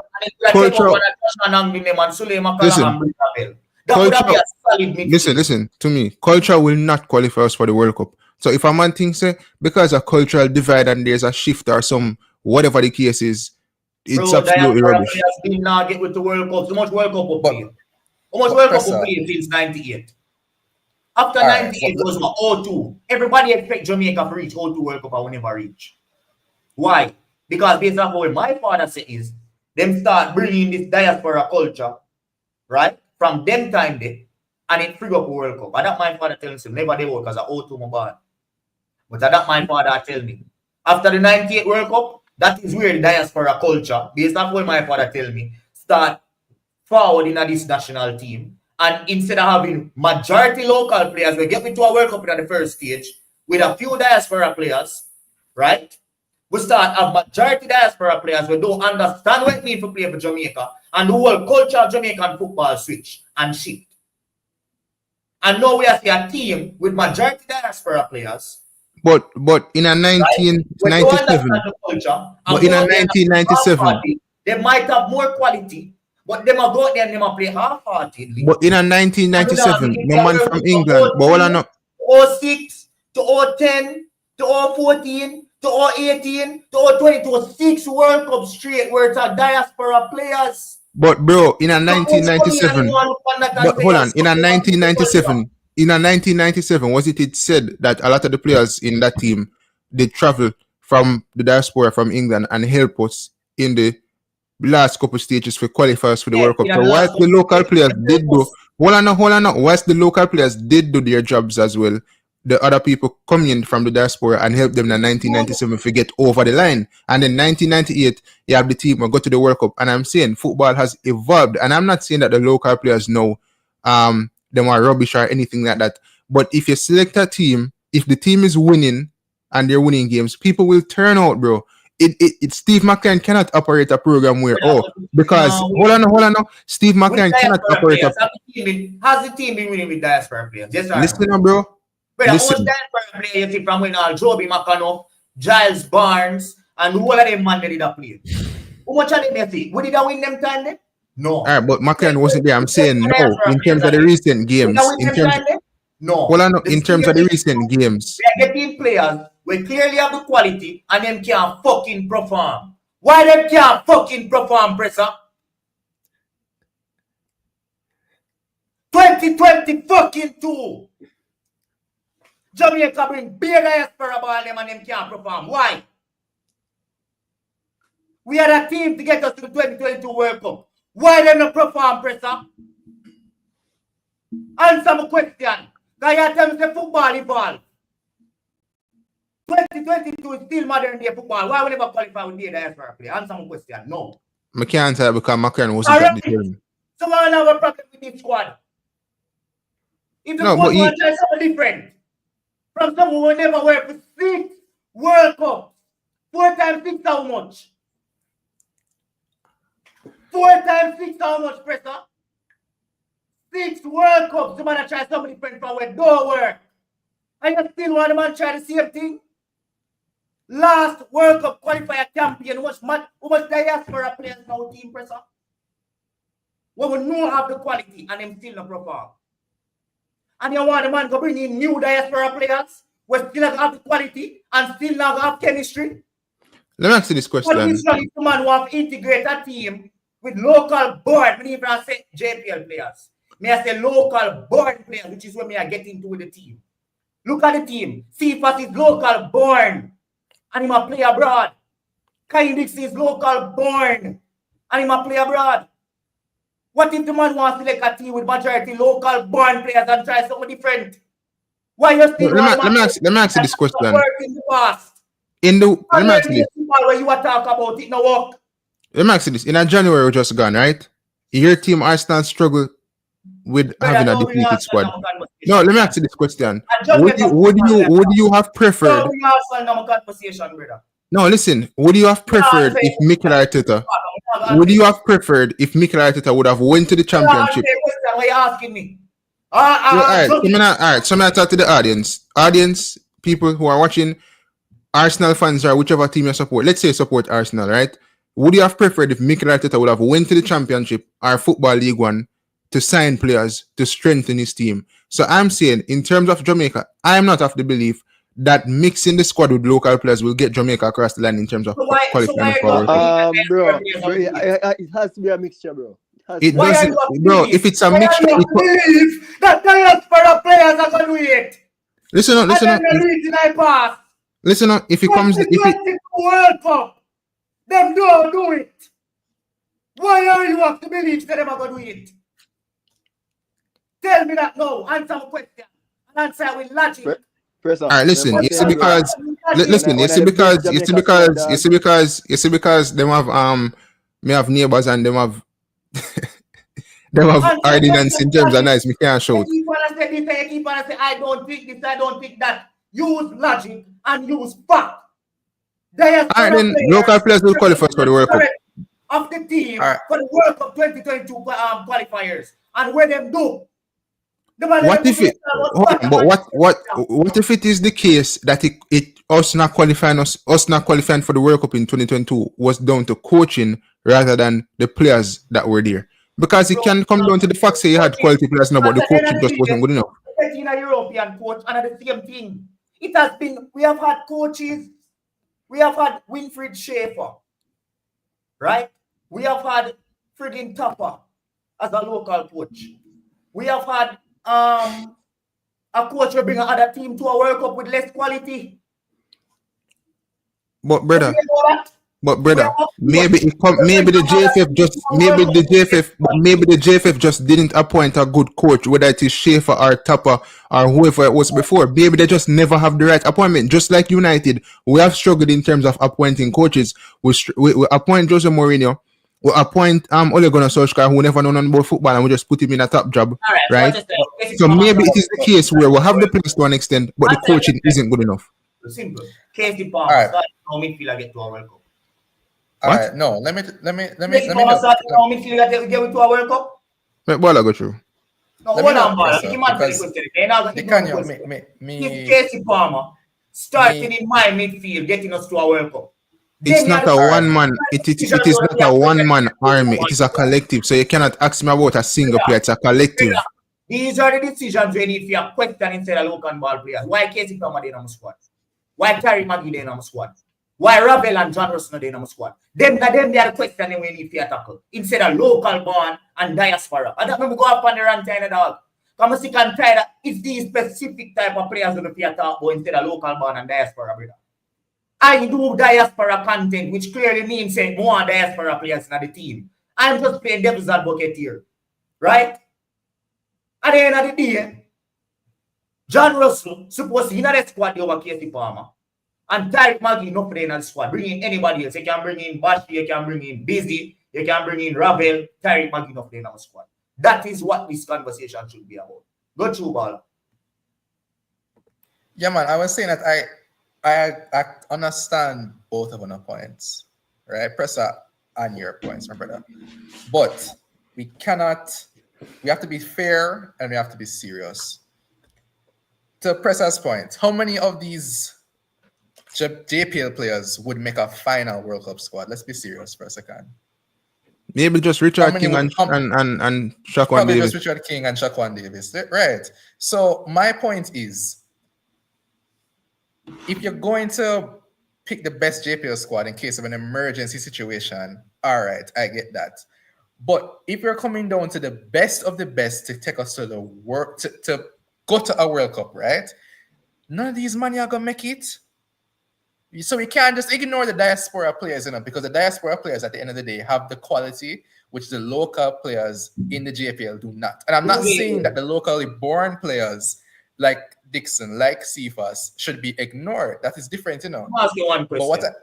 Yeah, man. Which quality Casey Palmer have way more showing at the national team? I was just about to get to that. No, I'm not a big Casey Palmer fan because I was a Casey Palmer fan, but when I have what I've seen in the last couple of games that I've seen him playing, it just not like him not really ready for. You know how much articles they out there, Bala? You know how much articles they out there with past players saying that Concacaf football is different from European football, and a lot of diaspora players that not only forward in a Jamaica team, but even in the US men's national team, even in the Canadian team, right?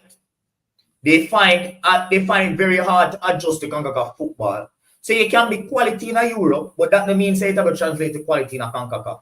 Because Concacaf football a different type of football, brother. Can the players not only transmit the quality, but can they transmit the desire that a Mexico transmits? Mexico doesn't have known players or no-name players anymore, but them still beat Jamaica every single time they play away. Why? What is it about these Concacaf teams? What extra edge do they have apart from the quality of what diaspora players bring that allow them to continue beating Jamaica? A man might say coaching, but we can't just look on coach all the way from 6 World Cups now. 6 World Cup now, you go blame coaches. 6 World Cup now, you go blame JFF, where them try to get in different coaches from different areas.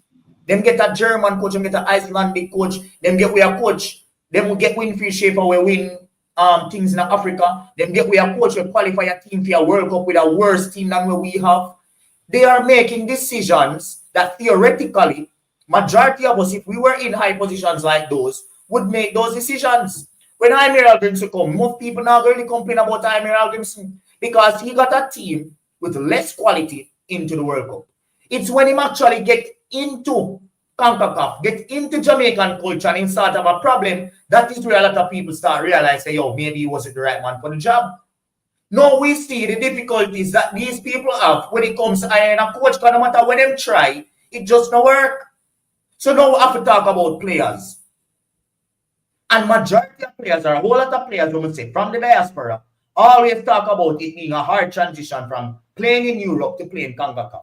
And when you think about Mexico, we don't have a whole lot of named players around the world, continuously beat us no matter which coach you have, what pedigree the coach have. Then you have to start thinking that there's something different that they have that we don't have apart from the quality. Jamaica has quality players.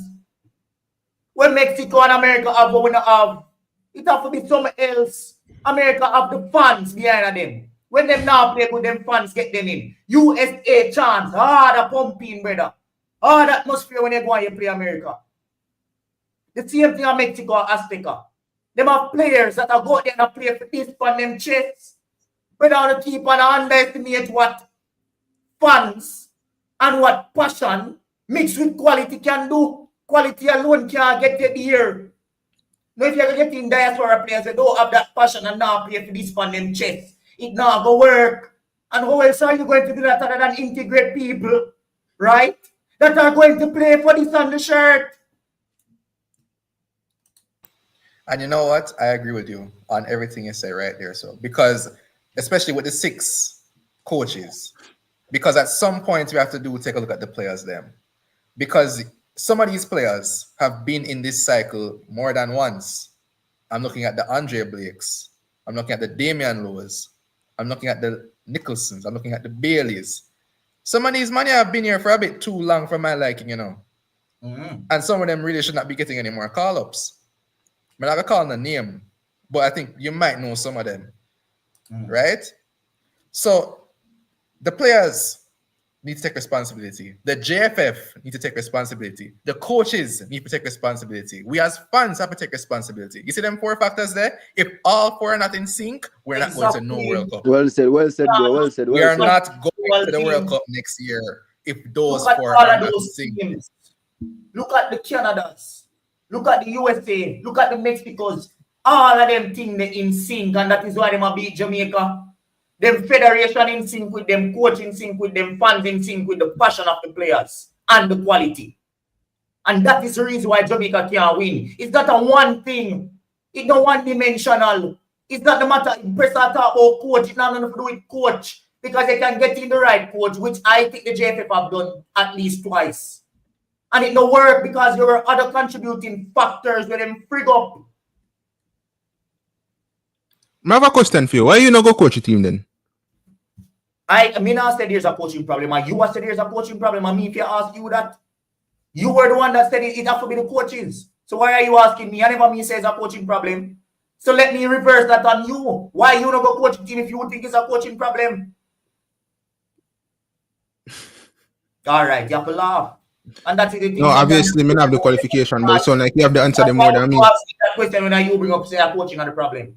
And up to me if you answer that, you say a coaching on the problem. So ask yourself that question. All right, why you not go play for the national team since you have all the passion then?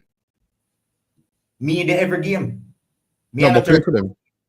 Me and 35,000 people. Me do my part. Here the lady will come in the comment section what they will say she can attest to how me more on a stadium. Me do my part. Every Jamaica match with it, and every Jamaica match my voice is heard. Me do my part as a fan. Me do my point in terms of coverage. Covering players, making people know the players that are available for play with us. Updating people on who, right, is performing, what level they are performing at. So people can know if the JFF are figure around with them selection. So people can know if Steve McLaren are figure around with them selection. Me do my part only. But I am not 35,000 people. 34,000, right? 999 more people have to do for them part as well. Me do my part. So don't ask me no question, brother. Me do for my part. Yeah, man, and it's just up to everybody else for their part now. Because I want people to understand so the World Cup next year, And next year, it is not 2 years, it is not 3 years, it is next year. It is time to get serious. We qualify in November. We qualify in November. It's a 3-month period in terms of qualification, No, that's from June to July, July to August, August to September, September to October, 4-month period. Because November. So by November we should know if we qualify or not. By November we know if we qualify for next year. Okay, so that's even worse because that's a couple months away, right? Exactly. So essentially, what we are in right now is a period where we cannot be messing around with no team. We're not going to have no issue with federation and no coaching, and we shouldn't be having to have discussions like this over the 23 for a Gold Cup preliminary. Exactly. And for listen to me. Exactly why me coming as a logical thinker. Right. Don't you think Steve McLaren has some sort of sense to know that this is not clear on time? And if he creates a squad like this must be something where my plan for doing in the future. Just that him going to integrate maybe a Tyreek Mitchell a left back, Mason Green with a Mason Green with a forward, and a Lewis Baker where is very close in the midfield. Don't you think this must be the way where my people go forward? I didn't just maybe 4 more players where I going to replace maybe a Joshua Anglin. We might replace a Warner Brown. Our next player we might replace a Sule Makala. And then get in a left back we might replace a Christopher Ainsworth. Don't you think this is the way where my pray for go? With the 4 more we can only hope that is the case, because the thing is, I don't want delusion to set in, right? And think that these guys are gonna take us to World Cup. I don't want to see, and I know that you know that, but we know that there are certain people within this country who feel say a 23-man of fully born local players can take us to the World Cup, and I don't want that reality, that not even a reality, that dream, because it is a dream, but that dream for setting people's head, right? And I understand what you're saying. Yeah, man, I understand what you're saying, and I understand that you have the faith in Coach McLaren and the team going to have a plan, and him going to this, You have to. and him going to that, right? Yes, you Right, can't him let have to. Yeah, I know him have to because he has no excuses for me right now. He's been in the job for 6 months. He should know the players. He should know his best 11. He should know the formation and the tactics in which he wants to employ. There's no But- turning back, you know. It don't make No, no man, sense. there's no turning back. It don't make no sense man. without him until him fail. I want to know saying can't leave Jamaica. Simple. So me But I no, give him the benefit of every doubt until him fail. And Simple. this has that to be the is- mindset of all the fans, brother. Right. This has to be the mindset of every fan. You have to believe. Yeah, man, you have to believe. But what I will say though is that his press conference today wasn't the best press conference. Ball, yeah, break up. You know, because he didn't really answer a lot of questions, and he kind of dodged a few questions as well. And for Management me too. personally, Every coach. yeah, I understand that. And you know, in terms of the recruitment, I know they don't want to name players, but it would have really helped my conscience, and I think a lot of people's conscience, if we had heard some names. Because when you just say that players are in the process, we all wonder which player is this, which player is this, and it make us Yeah, and Louis Baker supposed to available. and it make us wonder whether him are doing job or not, because we just know that he's in England, you know, and we're not really sure if he's going to any games or if he. I heard that Louis Baker was supposed to be available for this period, so big up yourself. And the coach say him kind of far away based on what he said today. So I don't really know. And that's the cloudiness and the what's the word I'm looking for? The lack of transparency, which we are kind of looking for. We want some transparency as to who is being looked at, who is in the process, who's in the pipeline, who is close, who is farther away. You know, them something there. Like I don't really feel like that is something that needs to be hidden. If you get what I say. I mean, I understand the fear of England potentially calling up like a Jed Spence, for example. But everybody in the world knows that Brahim Diaz was going to switch over to Morocco. And that wasn't like a I big think thing. we're past that in respect to some players like a Tariq Mitchell. Exactly. I don't think England are looking at Tariq Mitchell right now. Tariq Mitchell days pass as it relates to England, in my opinion. Because Lewis Kelly get called in. Chilwell and in the squad. No, Chilwell done, man. Chilwell at Crystal Palace. Which one left back in the squad? Presser. One left back in the squad. Livermento's there. Lewis Kelly's there. Colwill, not Chilwell. And the way in which Tuchel play, I think he might go use a Mitchell. This Lewis Kelly is a Tuchel type of player. I'm surprised Jed Spence never got called up today, though. Jed Spence. I was really hoping Jed Spence he could play for Jamaica. No, he didn't get called. For England? He did not get. No, man, never get called. No, I think Jed Spence is here either. Too much people in. James get called, and James really happy in a ball. Yeah. That's a Reece James. Right? Reece James, yeah. As Spurs, that man, that man can't hear that. Madison barely can. Madison get called. No, Madison never get called. If Spurs, Solanke get called. Right? No, and that's because there's no Ivan Toney, because him dash out in career at Ghana, Saudi. Who was the next in line? Ali Watkins get called, you know? Yeah, I believe so. And him normally I don't think so. Well, if Ali Watkins get called after injured. No, Watkins get called. Bowen, Foden, Gordon, Keane, Rashford, Solanke. Yeah. Rashford get called over Watkins? Right. No, because Rashford more seen as a wide player. So irrespective like backup for Harry Kane, they would normally have Watkins or Ivan Toney. But since Ivan Toney outside, it would have been Watkins. If Watkins get called after some injury. Right? Exactly. So Solanke is the next in line in terms of English strikers. So that's the only reason why him get a call as a Spurs player. Solanke now go World Cup. Madison struggle to go World Cup. And that make it worse for Jed Spence if you look at England squad. Jed Spence is not going to the World Cup. But he's like 22, 23. And Jed Spence Jed Spence can't pull off an next Mario Chinsu, brother. But brother, this is what I'm going to get to now. The man went to the interview there with the Jamaica thing, well print up ball, brother. Him still wear it, you know. Him still wear it.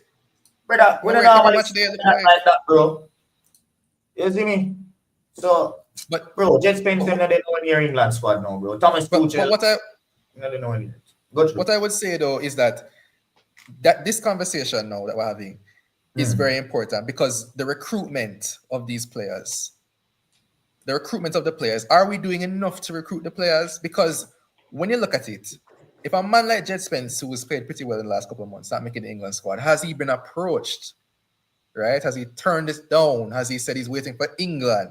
Have other like there's this brother, I don't remember what him name, but he's in America. Maybe Preston know him.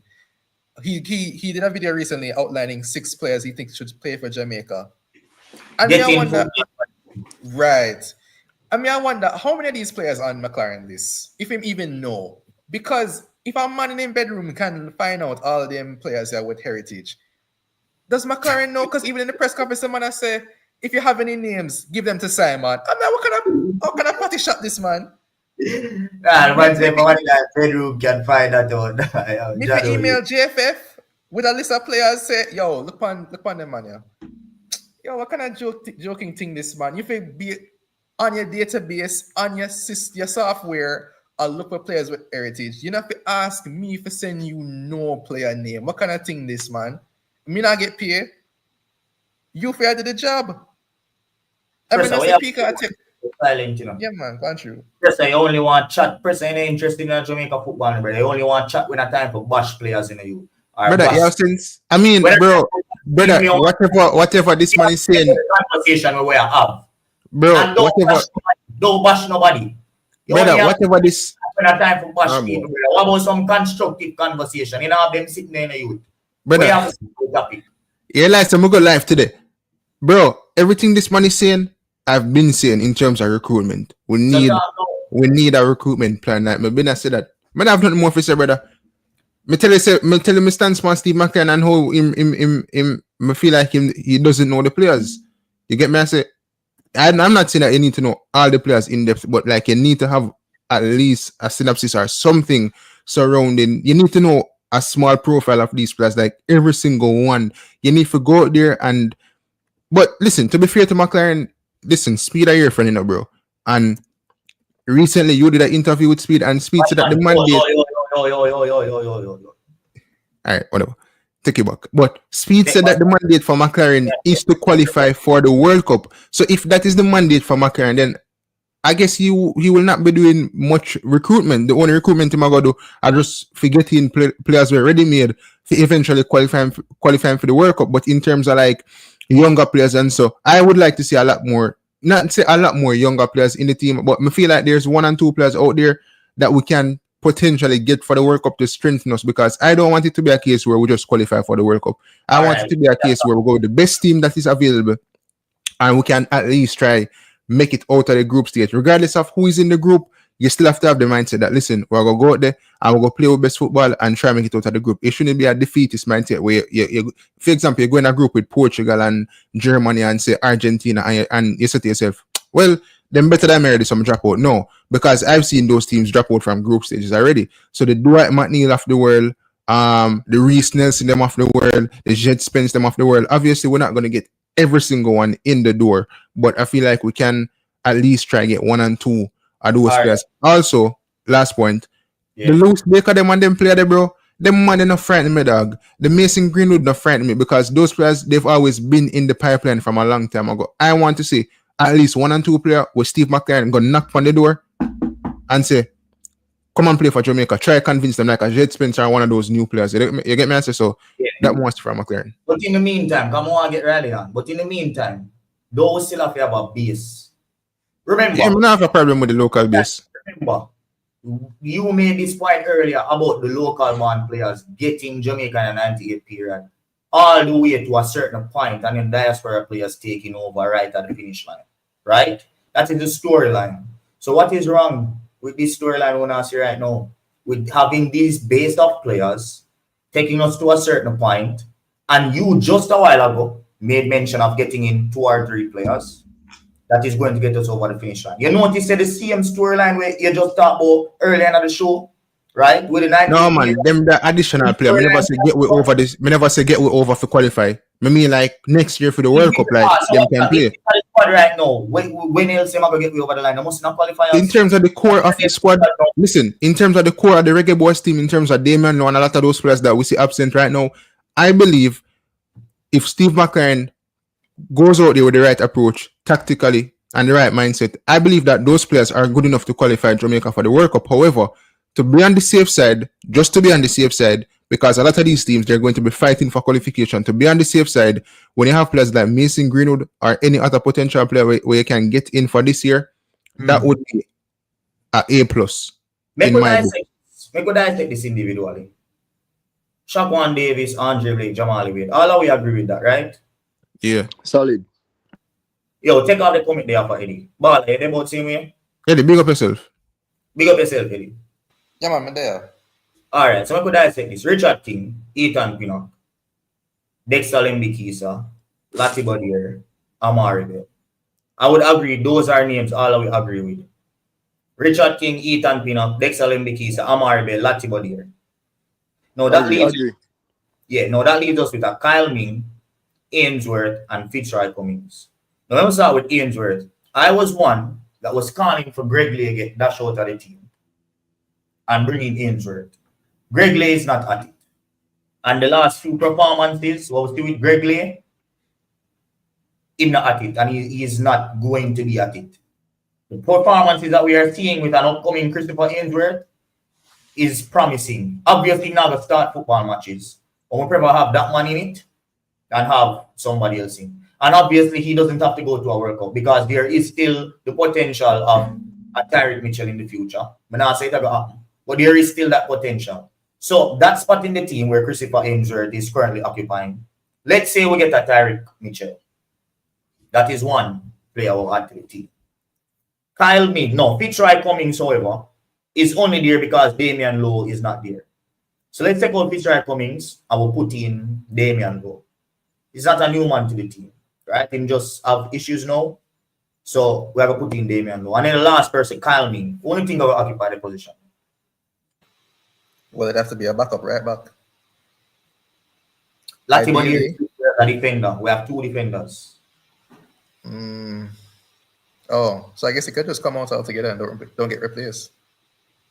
Well, So hold on. How much centre back we have? We have Pinnock, King, Ethan Pinnock, Richard King, Damian Lowe, Damian Lowe. Oh, and next centre I back. guess that probably be Holgate. Centre back slash right back. So in that situation, you can either have a right back or a centre back, Yes. depending where you want to play Latimer here. If you want the man to be a centre back in the team, then you get in a right back. If you want the man to be a right back in the team with Dexter Lembikisa, then you get in a centre back. Right? I've heard them done with Holgate. That me here. Already. That me here. I just see the game in man player. That all me Probably, here. but I guess when Bernard. But remember, Bernard. See, like, when Bernard Bernard will be good in that regard. So now we're seeing where the base is. Damian Lowe just not there because of him issues. So Fitzroy Cummings coming. We know Fitzroy Cummings now go World Cup. So we don't have to kill up ourselves about the selection there. Kyle Ming is there because there is some issue with that backup role, but we don't know who will have to be the backup yet. So why not just bring Kyle Ming? He never start a 2 game against St Vincent.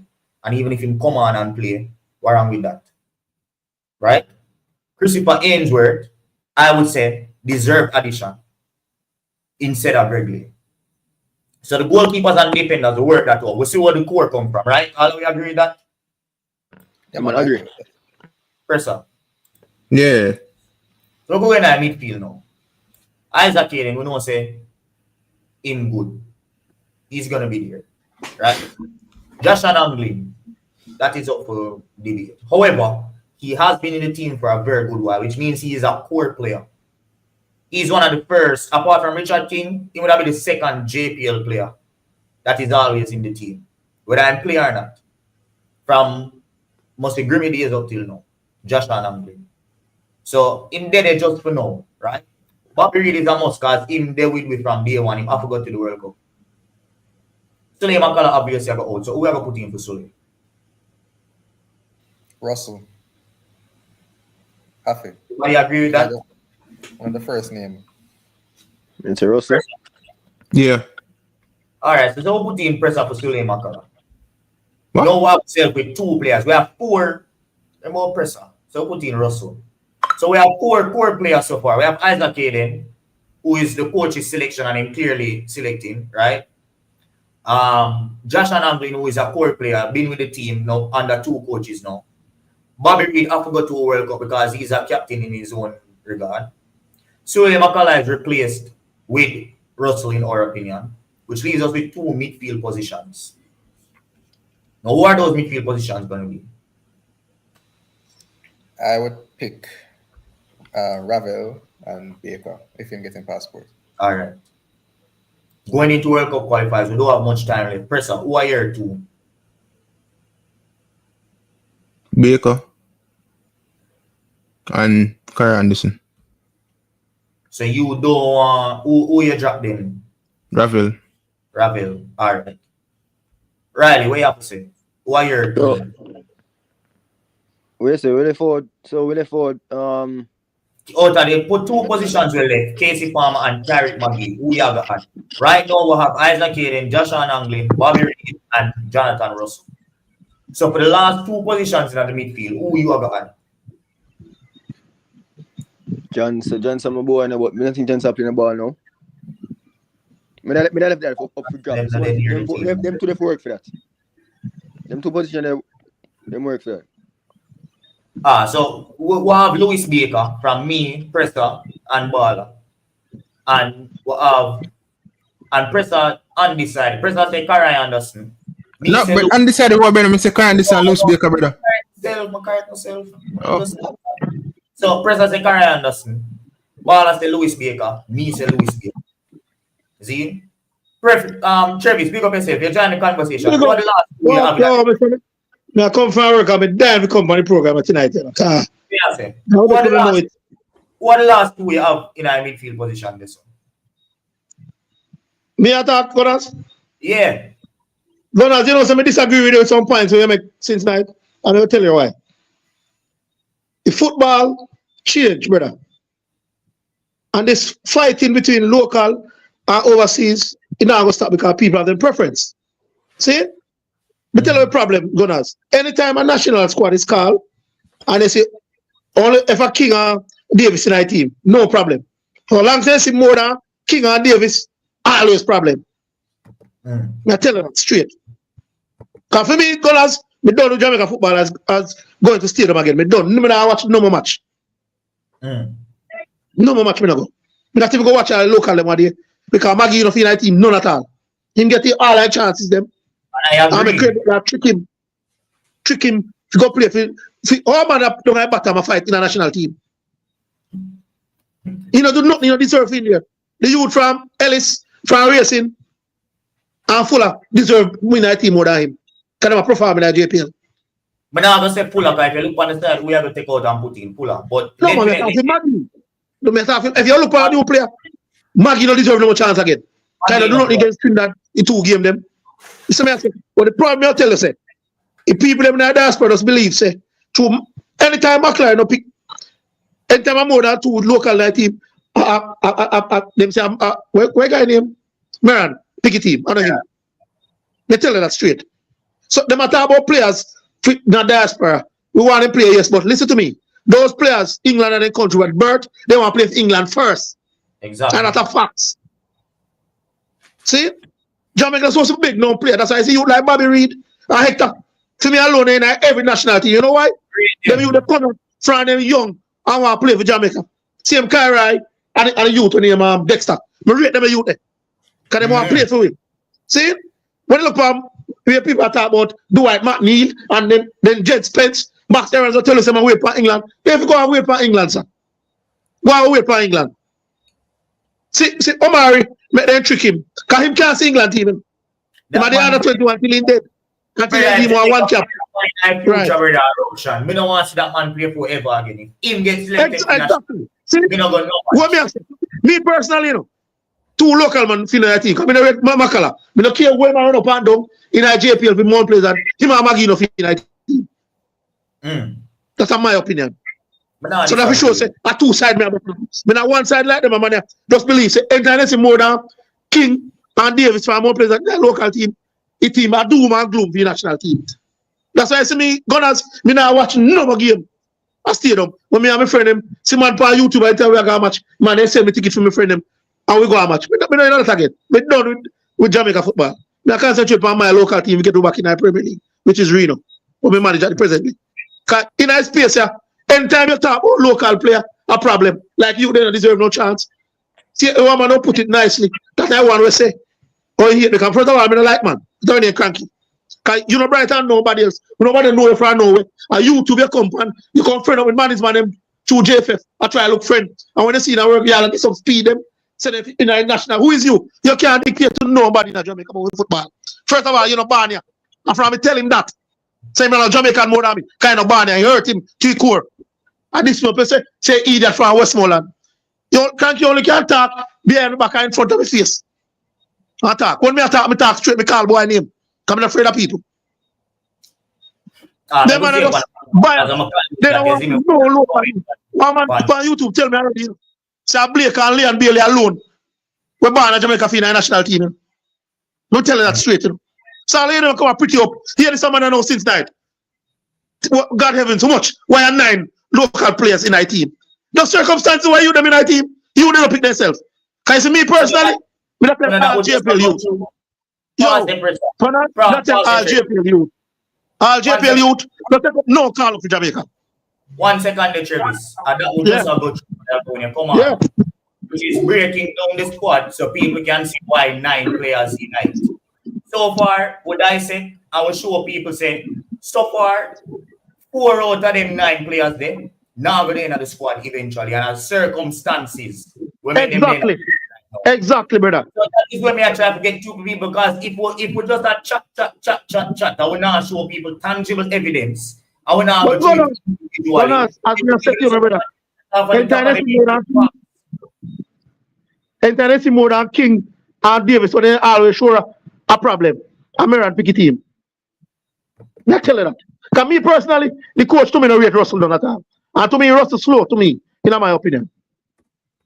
And this a coach look like you don't rate him. We don't know Kairai don't get called. Kairai play good fit.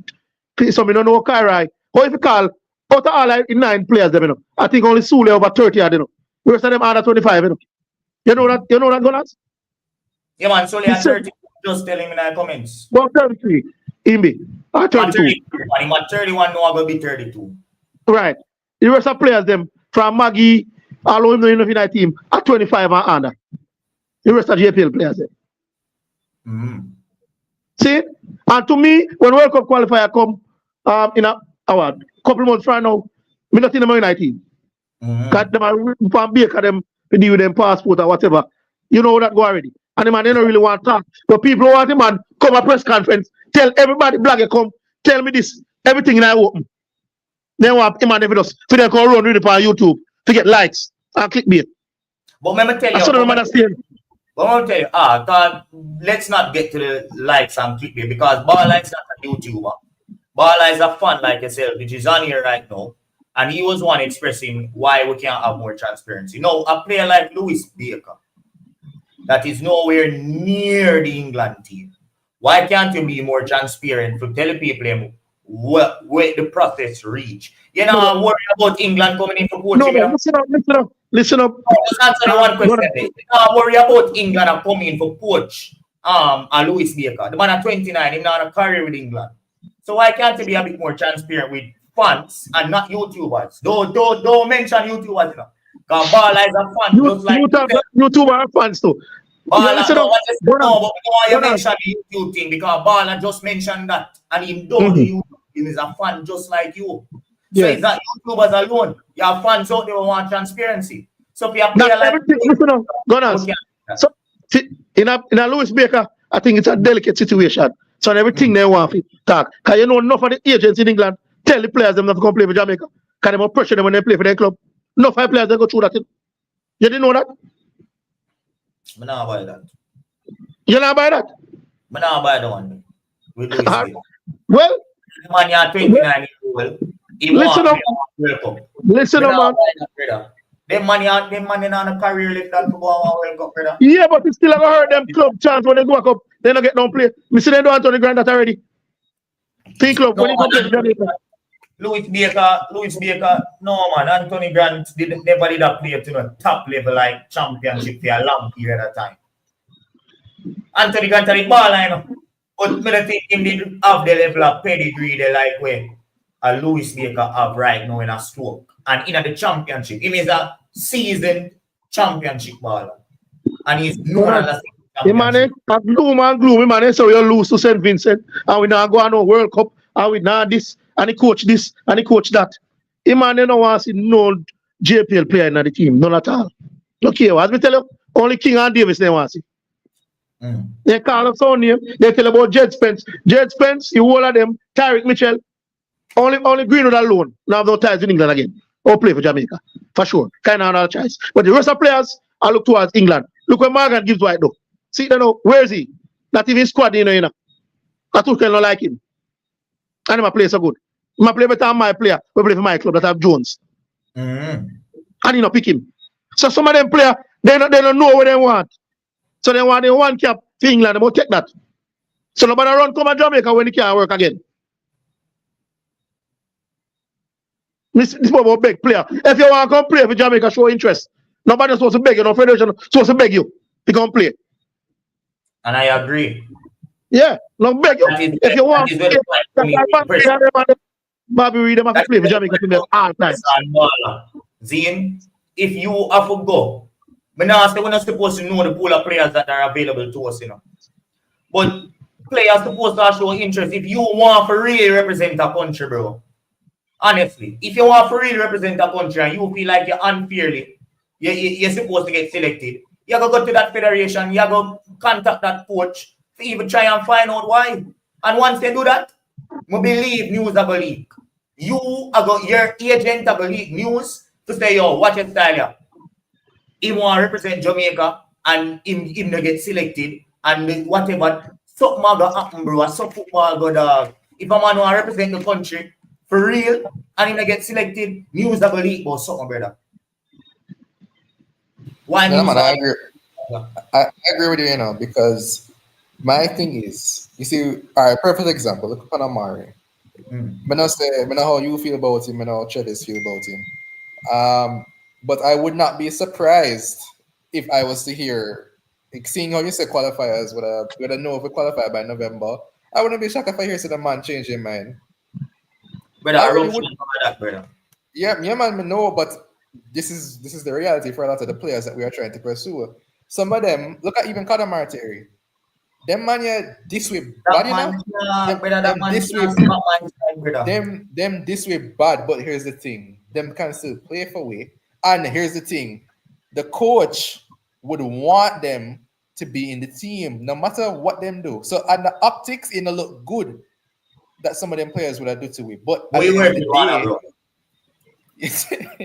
A big man thing, bro. Warner Brown have no people know say Warner Brown have international experience in this play before, you know. No people know that, you know, they think there's just this person who just rise up as a youth and father and play JPL football. He's a quality player, but he played abroad before and playing. Yeah, he get injured after he come back. That's why they come back. Exactly. Yeah, he get injured. I think I saw him in a Euro. Yes, so he likes to just want to regular JPL all the way. You see, the man has been abroad before, and him do him thing. All right, go on. See, Miracle say, why other players them were in another part of Europe? Mr. Cisse asks, he coached about 2 players, Trevante. Maybe they don't like those players. You don't understand. Only 23 players can get selected. Yeah, and the thing is, Trevante Stewart and my virgin, you know, but Trevante Stewart now play at the level required to represent at international level. Remember, he was at the level required and he never performed. He looked at shadow himself. And I'm a virgin. So if me talk... Yeah. Right. So, you know, exactly, bro. When the man are playing a Syria, dog, go watch every match for Salernitana where I say, yo, John Moda, Kasha no they at the level here, brother. Kasha no fear playing on a Syria, bro. Kasha they are never know. Kasha they are never know, bro. Kema Newton say if we own a club, someone we see one if we own a club and a Jamaica, yeah, you want to sell players. What that's supposed to be? Analyst. Don't tell analysts to go one club. Me, I get paid for chat. I get paid for manage the club, brother. Yeah, man, But yeah, tell people already. When you hear Jamaica, play, and I tell them for go one club, brother, on the low and something like that. but People alone think them way there. When they hear them favorites on TV, them not tell them favorites for go one club. You know? But when they hear people talk and I comment, them I tell man for go one club, brother, go find something. No, I know that, man. Listen now. Gunners, listen now, brother. As me tell you, brother, the only problem is only time when the team pick, they just want to see King and Davis from more players than only 2 local in the team. And time the other players were like a Ming, Ainsworth, you know. To me, Sole and Maggie in the team. And a 2 local players that. And me support JP. To me, they're in the team already. So what am I going to do? But somebody had even asked today about Andre Gray, you know, and I was surprised why. Like I forgot about him, but why him never? See, Kamaru, come back, you know. But to me, yeah, even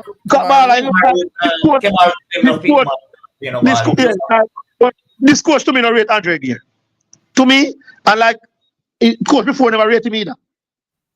And to me, that player could not replace Antonio. But then I look on other players, they want somebody else different. But the problem is, if they don't get other persons from the diaspora playing in England, then it's like nobody from Jamaica right now local league don't get no chance then. My apologies, Kemal. Whenever I read the comment, I just talk based off what Trevor says. So my apologies. Yes, so yes, brother. I will still listen. As I hear a man talk, no care when they tell you say this and that. They don't want to see no local players. Me tell you say, man from YouTube from 2020 me on YouTube, and a man tell me have to call him because he's nice space too. Say I only Blake and Bailey alone should make the team. We are Jamaican bar. I tell you that. Say man, they don't want to see Bowser. They don't want to see Low. They don't want to see Kaim. They don't want to see Cephas. We are local man. So you not gonna stop, brother. Come on, no matter like say the team, all our players them play regularly. We team have to pick for America. It's not gonna happen. So Jamaica have to type all the players like a USA. We spread all over. Because we say we want players from the diaspora in England, better players, fine. But those players are not committed to Jamaica. We're not supposed to beg no man if you come play. Me not believe in that. Me not care where other country want to do that. Me not believe in that. And I agree because the thing is, if other countries beg a player, fine. But on my stand, if you want to play for we, when other countries of higher caliber beg a player for forward, that player is a class player. The players that will be where we are beg for forward is not players we are going to win with football matches guaranteed. A players that once them come in, it's still going to be if but or maybe. So if that is the situation, it don't make no sense you beg on Louis Baker, yeah, want to go forward, but even if somebody have a guarantee with victories, bro. Hey, God's boss say easy, you know. What must say? No, that's what he was saying. So he said, drop a super chat. God's say easy, you know. No, man, him not right time for me to see him, man. I mean, him, team I make a mistake, me have to apologize, man. I mean, make a so mistake. team are today. Gunners, McLaren, or Red John Russell, and Jamal Andre. And that's a story about coaches have their preference. And I'm sorry where we go. I'm sorry about fans have them players. Come here, my player when me rate same way. Alright, we have a team Gunners boss, you know. Big up yourself, Travis. Yeah, man. All right. Big up yourself. I want to Travis best over here a fight, but whole heap of conversations just about, man. But yeah, in the meantime, while Gunners boss there, Monday, when it's still there, presser, ball. We're there. Yeah. We could just cover the forward line. So Isaac Hayden, Anglin, Bobby Reed, and we replace Sule McCullough with Jonathan Russell. Both all of us still want Louis Baker, correct? But one say they want Raphael, one say they want Carrot. But I decided on which one of them want. We don't want to see Ravel, but I don't know that. The fact say the man bring Ravel for the US game and don't give him a minute, rub me wrong. So I just think Ravel not in the man plans. You see me? Because if him there in your plans, it no matter. Money is not an issue if the man in your plans. You just need to see the man playing in the squad again. So if the man in your plans, bro, you would have to select him now. So to me, he's not in the plans. So I'm gonna go with Pressure Choice with Cara over Ravel. Because him just not there in the man plans. In the forward line now, we have Leon Bailey, Damarai Graham, Shamar Nichols, Kyle Dixon, Cephas, and Warner Brown. To me, that stays the same. The only thing is Warner Brown out. And if Greenwood come, then you fling Greenwood in that. There have been rumors with Reece Nelson, but if that is to happen, more than likely gonna happen if we qualify for the World Cup for the team. The same for the rest of them like Mitchell or McLaren. Anyone McLaren, McNeil. Plus the World Cup squad are gonna be a 26-man squad. So I have to keep that into consideration. But I think at 23, that'll be 26 like the last one. So what do you think about the part? What would you do with that? I think you can. Well, if Greenwood comes, you're thinking in for Warner Brown. Yeah, I think it pretty much stay the same. I mean, there's an argument one could even say, would you carry Dixon over Nelson? Yeah, so if Nelson forward in a 23-man squad, then Dixon might be gone. However, the fans they might not like that. You see me? Because Dixon is a loved man. But at the end of the day, I'm gonna rate him too. Yeah, man, rate him too, but yeah. I'm gonna say a Reece Nelson. So exactly.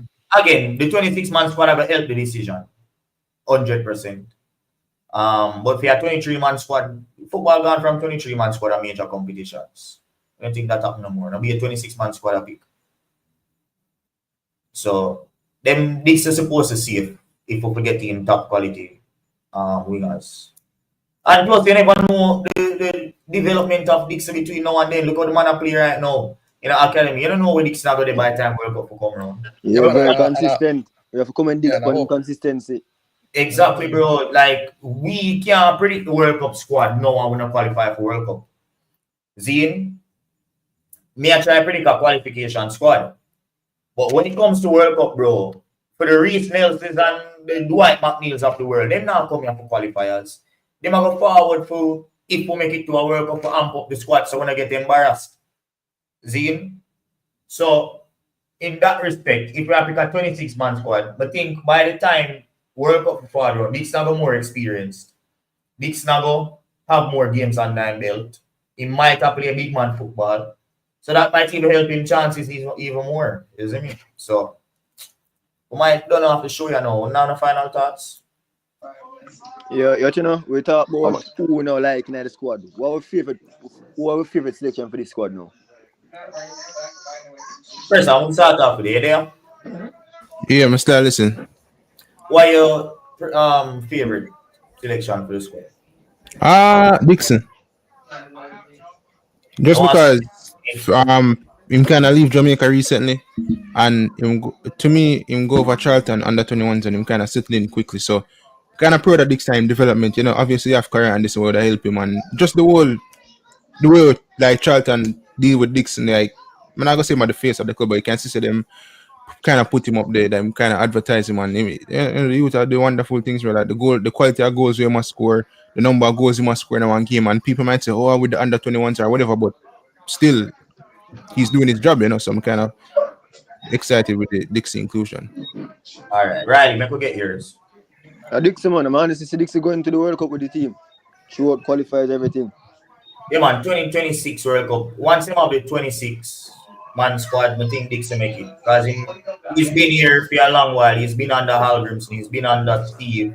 And Steve continually have called him. And for Steve continually have called him operate.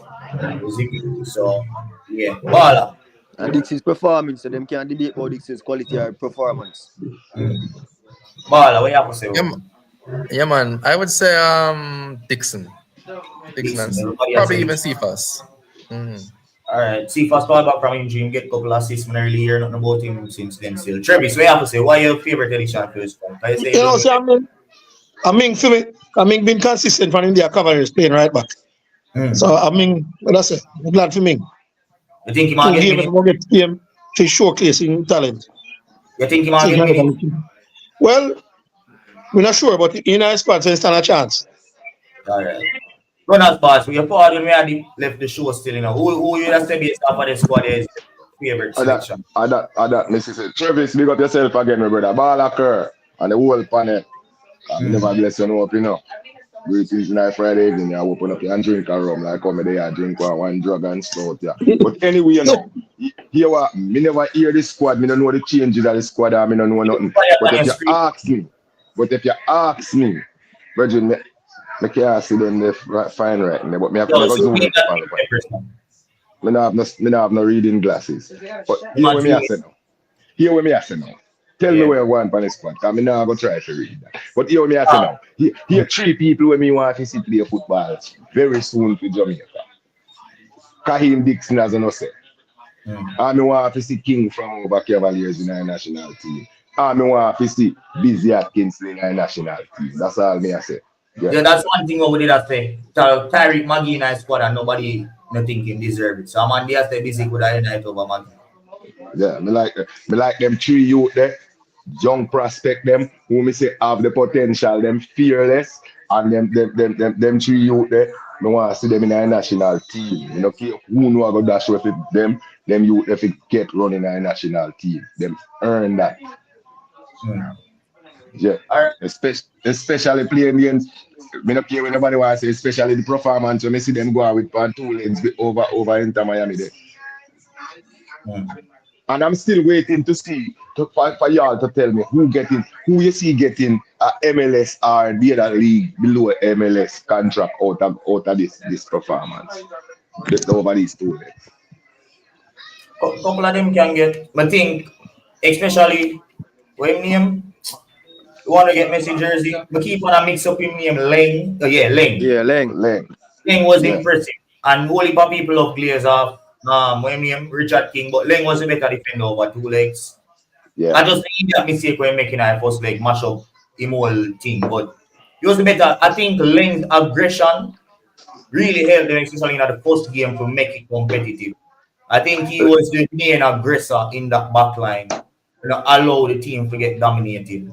Right? Richard King is the aggressor. He is the sweeper, the clean-up man, the calmer type of man. But I think Lang did so much to lock down Suarez and him link up play with the midfielders, getting to the ball early, staying tight. Them type of thing there. So more the big up Lang. Maybe him can get a contract abroad as well as with Richard King. You see me? Travis, if them not pick them 3 youth in our team, we are go up a we are going placard up a JFF officer, we are going to blanch out up there, we not left. We are cook pot and everything in front of the office, then put them in there with smoke. Alright. But yeah, man, people, that's it for this episode. Presta, what you have to say about it in our last? I'm not much to say still. I'm kind of just happy with the selection in general. Again, Steve McLaren did explain that it was circumstances as to why 9 local players. Greg Lee out and the rest of player them. So only kind of find it weird. So John Russell never did in the squad, and nobody never asked about John Russell as well. That they kind of disappointing. But it is what it is. Just look forward for the 2 game. We need to win a 2 match Sabina Park. So people make sure to go to the game. And hopefully the Reggae Boyz can get the victory against St Vincent. But as the games draw closer, then the nerves dead, you know, especially for World Cup qualifiers. Bro, Skull Coach. Let's say a word. People, that is it for this episode. Before you leave, just remember to hit the like button before you leave. Please. Just hit the like button before you leave. Please. Again, this was. Eddie Sam did ask Simon to ask the coach. I never look like him did ask him. Him said that in the comment section? Yeah, but him never asked. John. Well, we're going to have another press conference before the game at Jamaica, so we can just fling it in there. And another thing as well, we'll always see for some reason with these Steve McLaren selections, every time when him select a team, another team they forward. You know what I mean? Every time like a player ever drop out or something. Couple players ever drop out and couple players always get included. I don't know what, but you never pick a team and the real team there, bro. So make us see how you go, and hopefully when the next press conference come around before the home game, we can get in the questions and the home mix. People, that was it for this episode. Messi in the flesh. Gunners on here, uncensored critique analysis. Yo, Eddie, you got the game? Yeah, Eddie did that, man. But you see him after. And man, the whole of YouTuber them. Big up yourself to Mr. Rudolph speak. Because you both the YouTuber them. Here say some mainstream man did a ball too. But that fear, man. Because we cover them, we cover local football extensively. Big up yourself, MG. Big up Knockings, Unseen Sports them. Jam PL, Bam Sports. Oh, people, that is it for this episode. Leave a like before I'm gonna leave. And yeah, that's it. I'm out.